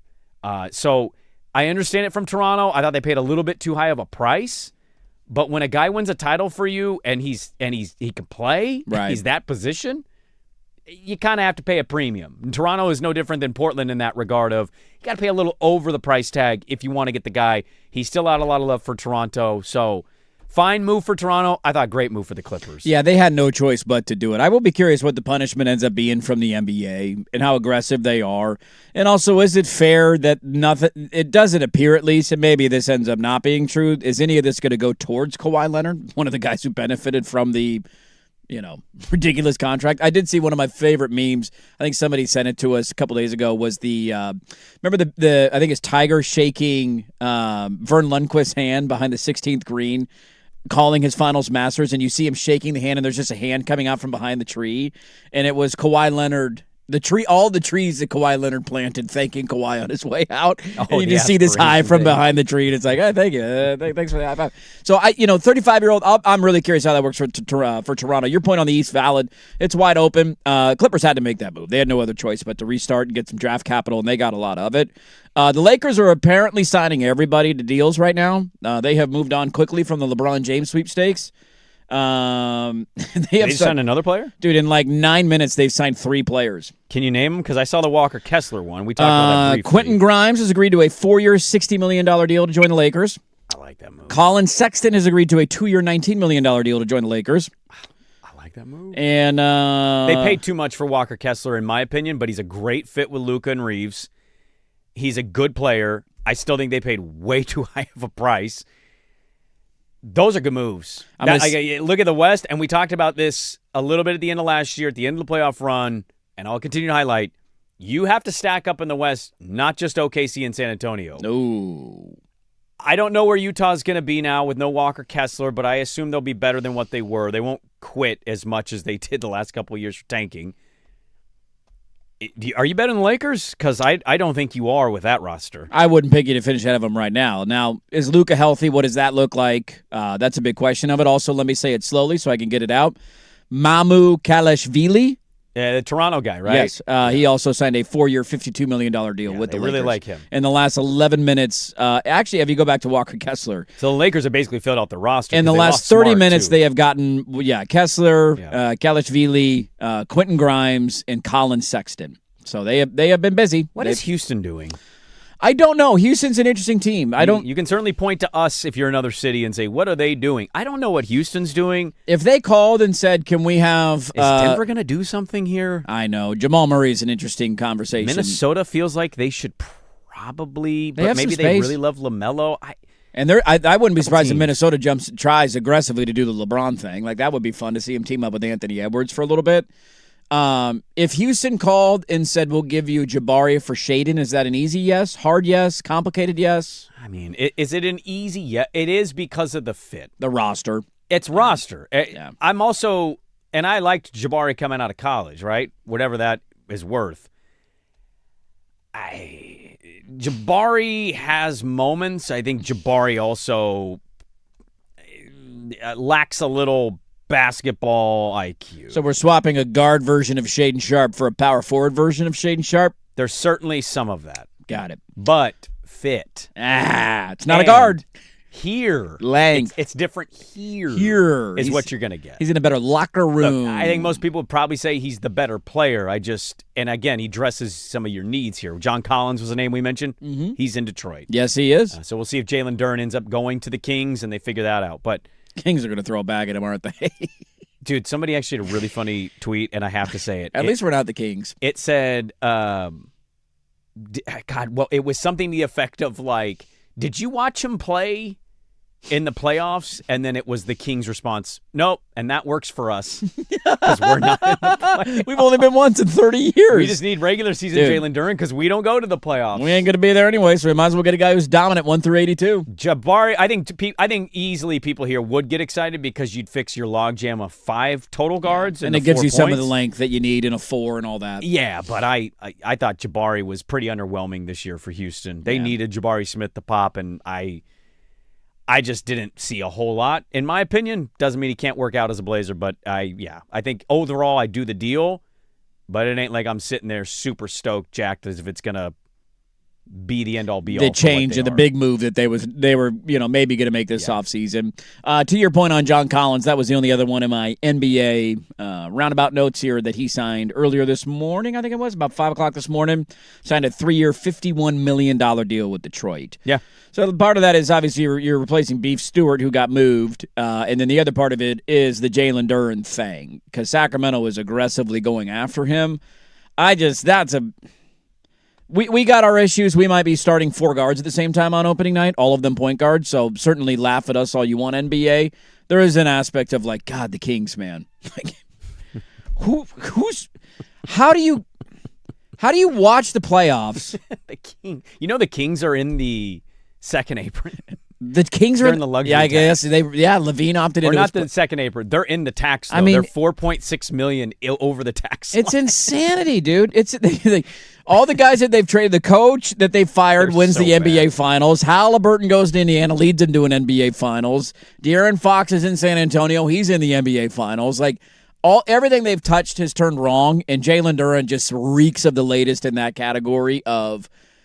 Why would you go get a guy who doesn't have an offensive game necessarily and was an absolute liability in the playoffs last year?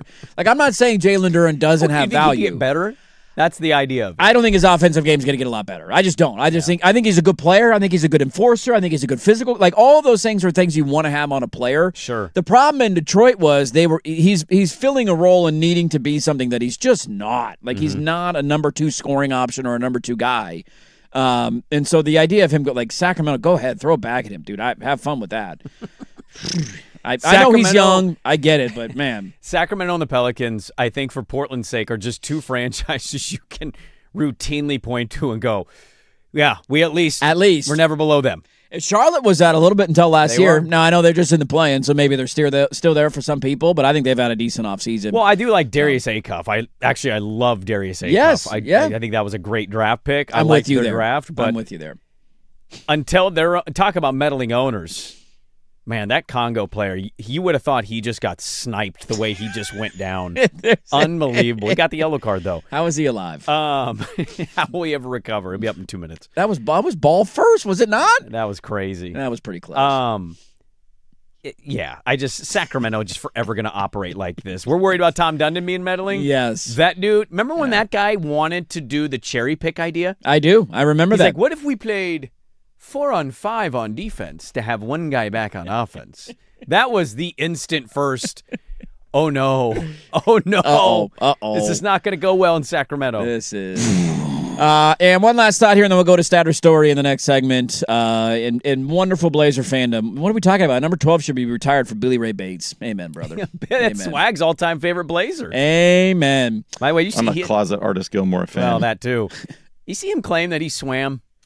He's claiming he swam? I forget where he claims he swam, but social media claim from Swag? Because he's a tweeting fool right now in Dude, Europe. the guy will not stop on social media. Put the phone down, Swigard. He's claiming that he swam. Now, I bet you he's going to say I could only go swim like 40 yards from the shore versus his 500 yards in the Pacific Ocean while he goes to Hawaii every time. Every time I see one of these ocean photos from him, I want a 500-yard swim and I want it documented because that will never happen. There you go. There's the latest roundup out of the NBA. Let's get to stat or story, and that is next. 105.1 FM The Fan.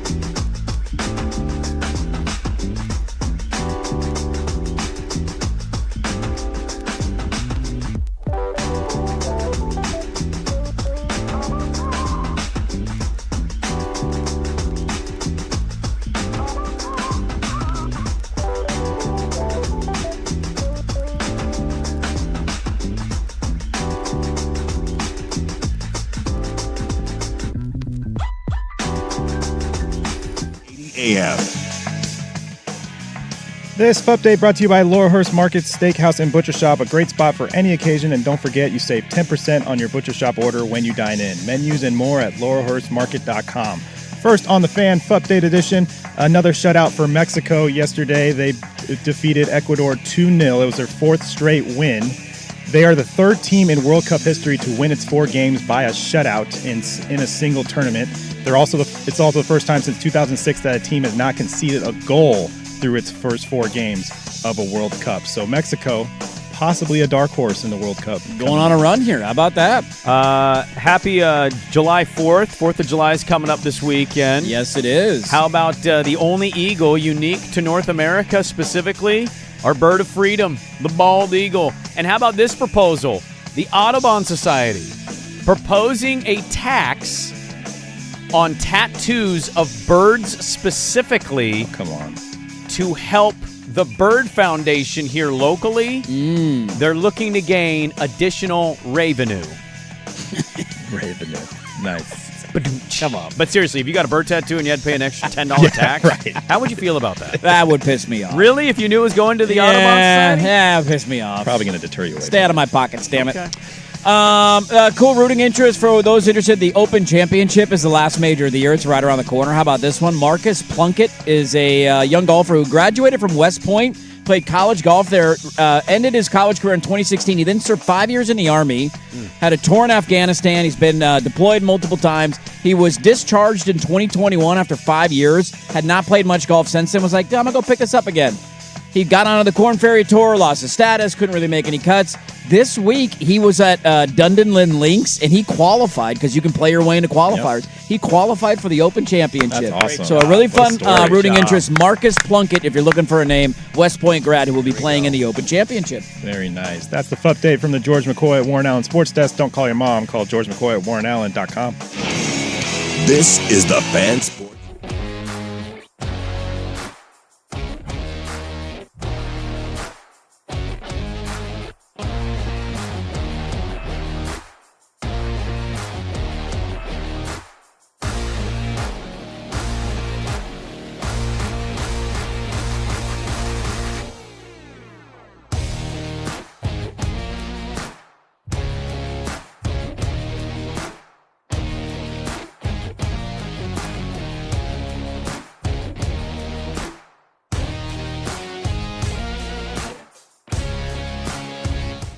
That is right, folks. It is stat or story time. We missed it last week. It's great to have it back.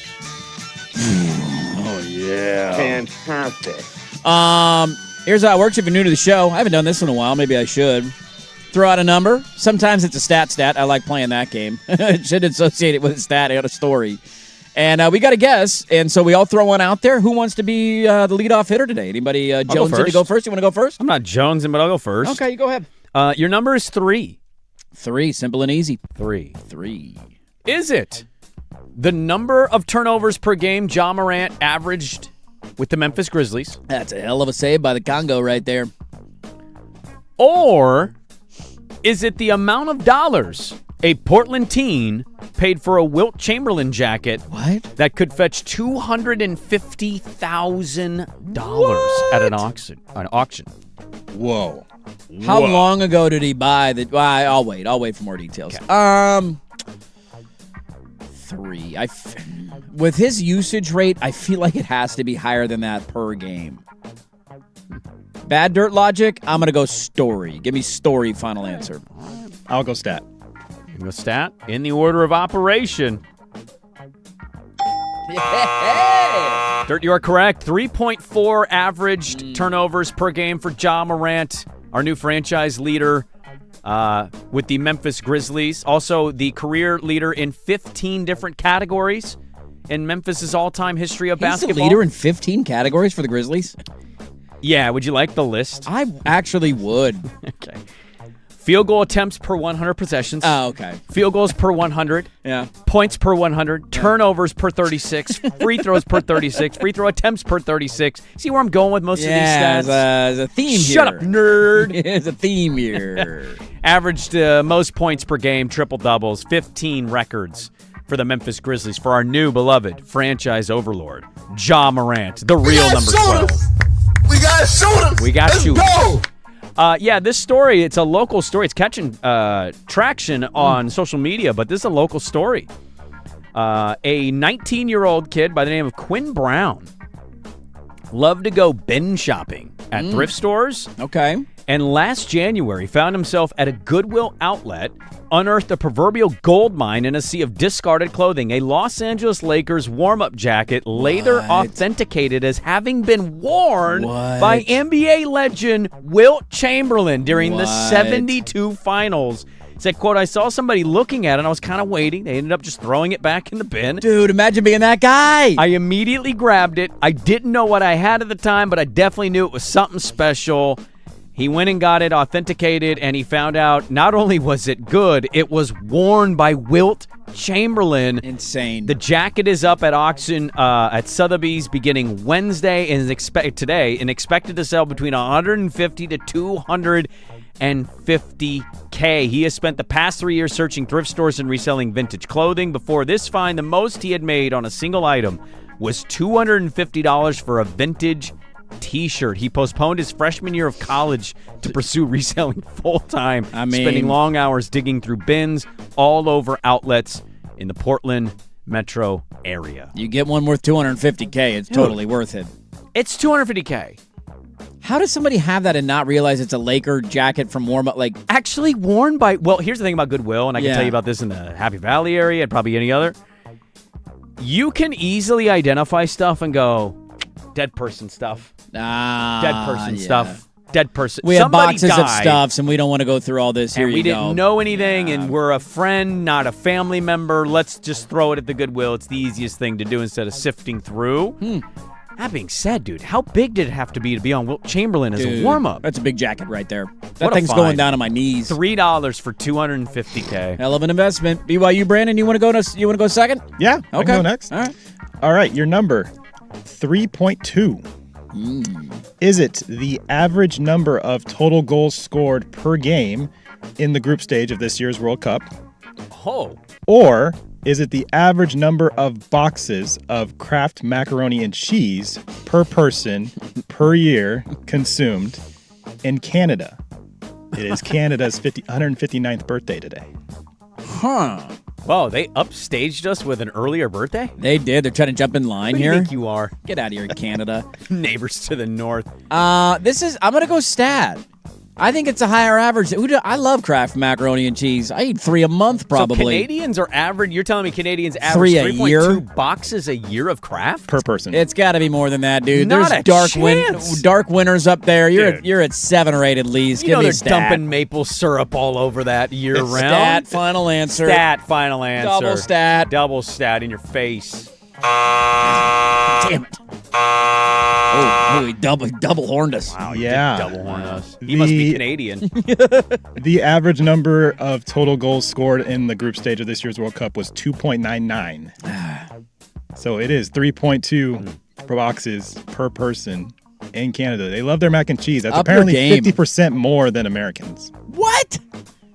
We're averaging less than 2 boxes a person in America of Kraft mac and cheese? 3 boxes, but yes. I don't buy it, dude. I don't buy A year? it. How do you even get like this? Is so these You can't things are so calculate this. dumb. Yeah, it's. I mean, I'm probably eating 50. We pulled 55 Americans from 3 different states. They said they eat 4. They said they eat 2. They said they eat 1. The average of the whole country That's is just this. ludicrous. Like, Absolutely get outta here. ludicrous. I'm not kidding you. I'm probably close to 30 a year. I love Kraft mackerel, especially with a kid now, dude. Half the time he's not eating stuff, and you're just like, what's he going to eat? He's going to eat mac and cheese. I'm making mac and cheese tonight. You know who else is happy? Dad. Because I love Kraft macaroni and cheese. Yeah. That just happened to me yesterday. Did it? You're just like, yeah, with the kid. You're like, man, you need to eat something. I came home. There was a pot of mac and cheese sitting there. My kids aren't eating it. All right. You're diving in, Brandon, aren't you? Finish it off. It's so good, dude. Do I partake? I don't usually, but do I, when scooping the bowls for the kids, take 2 massive bites in the process? Yes. Absolutely. Do I throw twice as much butter as should be in there? Yes. Maybe I do. Sue me. Throw some chili in there or some hot dogs. I'm going to give you my favorite thing. There's a lot. We could do a can whole go a show on the number. foods your kids don't eat that you get to finish, right? I think the one I enjoy the most that I'm disappointed in my kids for allowing it, I forever have always loved pizza crust, and so every time we get pizza, guess who's getting about 12 pizza crust You're a slices? pizza crust guy, huh? Love pizza crust, dude. I routinely love to dip pizza crust in Diet Coke. You get your Diet Coke out, start dipping. Dude, Diet Coke bread is so under the radar. That's a new one for me. I've never heard of that. You do it in your Dr. Pepper, I'll and you try come back that. and go, they need to make Dr. Pepper fried bread. Okay. It's going to blow your I will mind. Try that. Sounds delightful. It's so good. It sounds gross. I'm totally Yeah, admitting that's this at the different. front end. But I'm gonna try it. Don't hold it. We're not going for soggy Oh, no, Oreo just a here. quick dip. Just a quick little Yeah. dip in and Little out, dip, and dip. you get saucy Diet Coke bread. Uh, Oh, it's so good. So Nice. Deep down, I'm fat. Last number for you here in Stat or Story, 8,521. 8,521.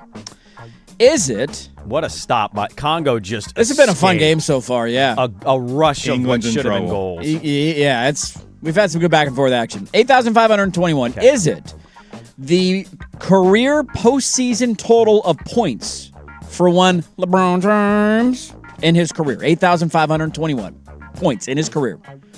Or is it the capacity of Hinkle Fieldhouse in Indianapolis, Oh, I saw this where they story. announced yesterday I might get cup action. they man. are hosting the Cup final game, which is where Butler University plays. Is that their capacity of the arena? Yeah. 8,521, or is it the career postseason total in points Okay. for LeBron James, future Portland Trailblazer? Okay, hold on. What is Trying to this? see. What is this? Put your computers down. What's going on here? No calculators allowed. So we did the math yesterday. He has basically almost played 4 additional seasons of basketball from just the playoff game. It was somewhere in the 300 range, I think, It in was total 368, career. I yeah. think. Which blows out or the second place person. 3.68. So it's Yeah. almost 4 full seasons. Yeah. Hinkle has to be bigger for them to do the cup. Does it? Stat. I'll go stat too. I've been to Hinkle, so I. Wait, you've been You've been to Hinkle? I've been. Why I've am I been there, leading yep. you? You should be leading me. How- I was big trying to. is I was Hinkle? trying to remember my visit there. How big is Hinkle? Do you remember if it was big? It's pretty big. Yeah. Okay. We got a Finkel Einhorn situation, we and you're out do. here not helping me? Who's Finkel? Who's Einhorn? Wait, so you're going stat? I'm going stat. Do You guys think are it's double statting? It's more than that? Because I I'm think going. it's more I think than it's that. more than that. Okay. You ready? Final answers? Yeah, I see you. It's You're on the wrong. buzzer. Yeah, I see you. Oh. Okay. I'll double dip your chip. Take a good trick. Yeah, 8,521 career postseason points for LeBron James over his, what are we at, 21 years, 22 years? What are we at now? 20 going into 23. The capacity of Hinkle Fieldhouse in Indianapolis is 9,100, so slightly more than that, about 600 more seats. And they announced yesterday, the NBA did. This is, look, Adam Silver's an idiot. He gets a lot of stuff wrong, and he's done a lot to harm the league. This was one of the easiest decisions that was a layup, just waiting for him. One of the best things that baseball's honestly done over the last however many years is their Field of Dreams game, playing at historic venues. Like, people watch, they tune in. It's coming up, I think, in July. There's a Field of Dream game on Netflix, I think is where it's going this year, and they're trying to get Kevin Costner in the booth. Like, the numbers for that have been awesome. Just for a one-off, like, let's go have fun here. The NBA's idea for the Cup was to make the most disastrous courts in the history of the league. Yep. And something that nobody wanted to, and it's just like, you make me want to turn your product off. This is so ugly.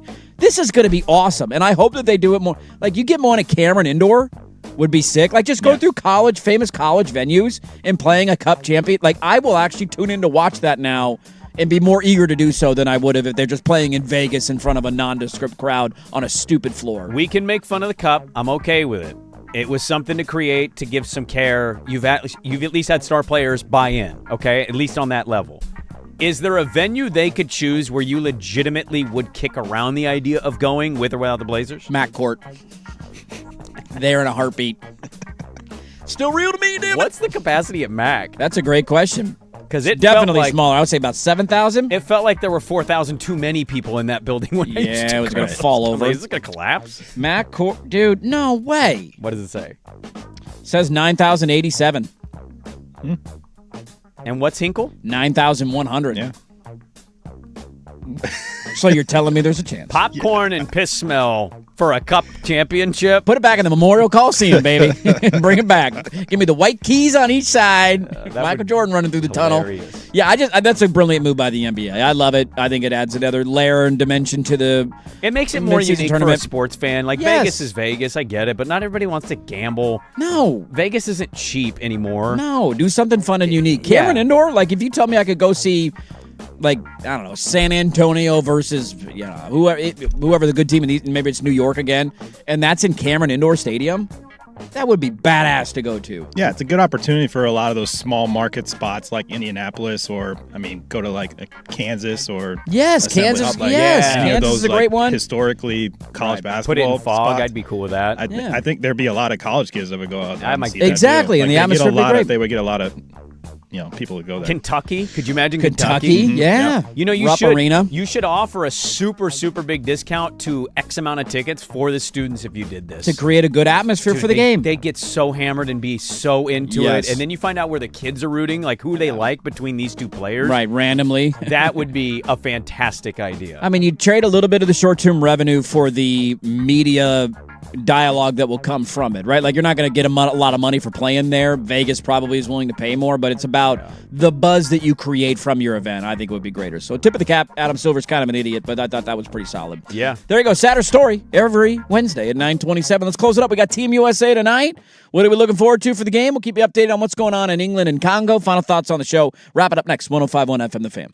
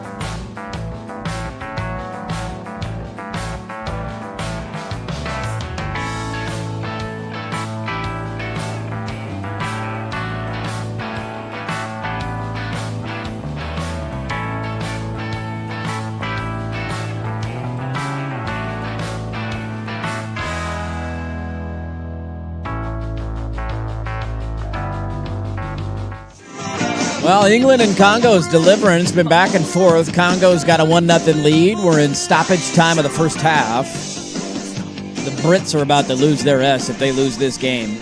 Oh! Another close shot. God. It's been crazy. Everybody's yelling back and forth, trying to get a goal in here in stoppage time. Congo with a 1-0 lead. You remember the movie Congo? I remember the movie Congo. Yes, I do. Man. Terrifying movie. Just absolutely terrifying. Gorillas hunting humans? Yes, absolutely terrifying. Oh, my Lord. The gorilla scene at the end when all the silverbacks come out. I mean, yeah. You ever seen like an actual person that goes where gorillas live and they legitimately just kind of sit around as gorillas are going around them, and as the gorillas walking around. Then when the male comes around, they have to like kind of put their head down a little cower, bit. Yeah, don't you cross that gorilla. Do they smell fear? I could not do that. I would pee my pants. I just couldn't do it. I would never want to do it. I would never try to do it. I want nothing to do with it. I'll look out from the outlook of the zoo if you're in there. Google image I'll do this. that. You've probably seen this photo. Google image chimpanzee with no hair. Chimpanzee. We're talking about gorillas. Google chimpanzee with no hair. It's that's no. That thing is ripping your arm off and slapping you in the face with it. Yes, it is. It looks like it's done 9,000 rounds of steroids. The whole body is just a muscle. Put your hair back on, man. You're Looks freaking like me a out. Statue. It's nuts. It looks fake, but Yeah. that's how strong they are. If there's anything that should be waxing itself, it's chimpanzees. Yeah, they look great without hair. Picking up chicks left and right. Man. I would like to welcome and a congratulations to you, Brandon, non-BYU Brandon. Oh. Today is the official beginning of the new Pac-12. Okay. Hooray! I'm so stoked. Are you God bless the beaver. Are we excited about this? Boise State sewed their Pac-12 logo into the field last night as it officially began at midnight. Did we? July 1st. Keep it the whole time knowing it's going to... You guys did tweet out a thing with your jersey of like stitching the Pac-12 logo in, something about new beginnings, and I'm like, weren't we the Pac-12 last year? That's not a new beginning. That was the Pac-12. You were already Weren't we that last year? You the were conference still didn't actually like technically go You were away. still had the Pac-12 logo on the field. I was very confused by that, but I didn't know if we wanted any sort of celebration on the inaugural day of the new Pac-12. It has officially begun. Yeah. Boise State, Colorado State, Fresno State, Gonzaga, San Diego State, Texas State, and Utah State joining the party. You want to make me excited? Rebrand the Beaver. Get out of this Nutria stupid era you're in. I felt so encouraged at the Fan Golf Classic with the amount of Beaver fans like, yeah, I hate this. Yeah, a lot of that takes away. It's a layup to go to Benny. It's a layup. It's like the Blazers in their carpet jerseys. Why is there not somebody smart enough to just say, how about we do the throwbacks? People will eat it up. Remember the play in the finals when Josh Hart got the steal? I do remember that play. And he jumped too far away and he hit the back rim. That was us in our rebrand. We had the easiest dunk possible, and we jumped too early, and the ball back rimmed, and it looked like we were going to have the most devastating loss and maybe lose the entire finals. Yeah. And now we need Jamarcus Shepard to step in and OG Anunoby the ball so we can still win.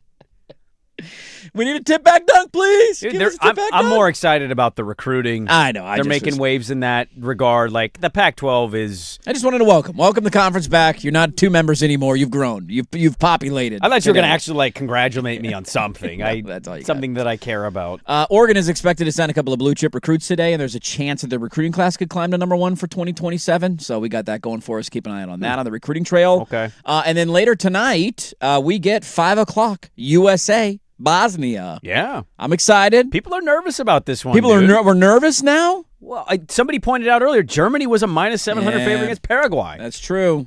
All of it's very confusing Congo's to me. looking really good against England right now. Like, because somebody texted in earlier, this stuff is like mumbo jumbo to me. I'm trying my best to process it, but we're saying minus 700 to win, and he said they're not minus 700 to win, they're minus 700 to advance. And I thought to myself, well, how do you advance if you don't win? You're an idiot. How do you not know that? I cannot speak Another close English, one. but How many extra minutes are we getting here? They're already up to 51. Blow the whistle. Literally, yeah. Send them to half. But there's stoppage time in stoppage This is time. insanity. That's why guys tend to fall down a little bit even in Just lay stoppage down. time. There we go. Finally. Half time. I think it's really embarrassing you don't know the answer to that question. Well, I responded. I said, how do they advance if they don't win? And I think his argument was, well, it's just 700 in general to win the game at any point, regulation, extra time, or... It was minus 700 total. Total. Yeah. But they're not 700 to win the game. I think his argument was they're not 700 to win it in regulation. It's lesser odds than that. Okay. But Yep. I digress. Hey, you know what? We have a match that they're matters. a big favorite, and I'm very excited to watch it tonight. We haven't had a lot of knockout action in our men's soccer history. No, we have not. We're a huge favorite. Doesn't mean we'll win, but I think people are feeling hopeful because it's on home soil. The get-in price for tonight they're down at Levi Stadium in Santa Clara. We got the kits, by the way. Do we know what kits they're wearing? I don't know. Do they do like a kit reveal? I would hope so. Is there some sort of like the Oregon account that does the uniform tees? Wouldn't you do that? I mean, I would. How many kits do we technically have? I'm a big fan of the white one over the blue one. Do you like the red and white stripe one? Yeah, I like the red and white stripe one. I'm cool with that one. That's pretty Looks like solid. the flag's kind of waving. Yeah. Get-in price, by the way, tonight, $1,369 if you want to go see Team USA against Bosnia. That sounds about right. That's It's an a good expensive stadium, ticket. easy area to navigate. Crazy stat on it tonight as we close out the show on a Wednesday. Send Sprague off into his 4th of July weekend. This is the first time in a knockout round that the USA is playing a live primetime game in the United States. Like, in terms of, not obviously in the United States, because we haven't hosted a lot of World Cups, but, like, in terms of the time of when the game is on. Yeah. It is a primetime game tonight at 5 o'clock. And so, do we think the number... who was their last game against? Who did they lose to? Oh, didn't they tie with Turkey? Turkey A? They lost in the last... Did we ever see the USA Turkey TV ratings? I did not see those. Okay, because I was curious. I know the first two were pretty big.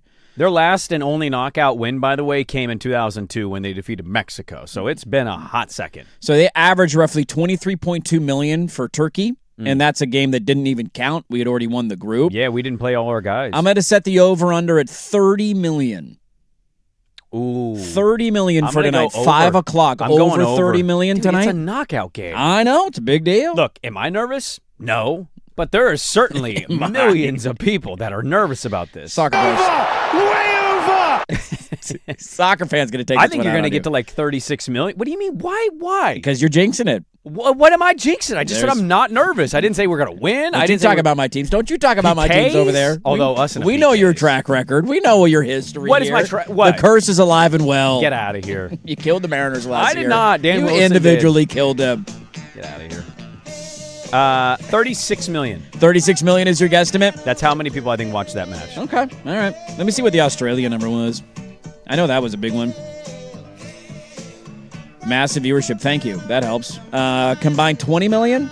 So a little bit more, a little bit less actually than the game that preceded it. I'm not seeing the... wait. Yeah, I'm not seeing the kits. I don't know if they're doing the Stars and Stripe one. Well, I'm excited. We'll have the footy on the TV today and tonight. That'll do it for us. Have a great 4th of July, buddy. We'll see you Tuesday. Yeah, we'll see each other Tuesday because you're off Monday. I'm off Monday. See you Tuesday. Enjoy the show.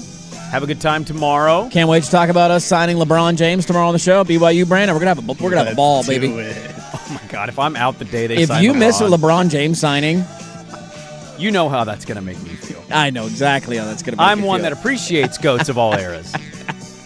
Not my goat. Now he is my goat. That'll do it for us, folks. If you missed any of the show, Jason Quick was awesome this morning talking about the Blazers in their offseason and where they go from here. The Ja Morant signing.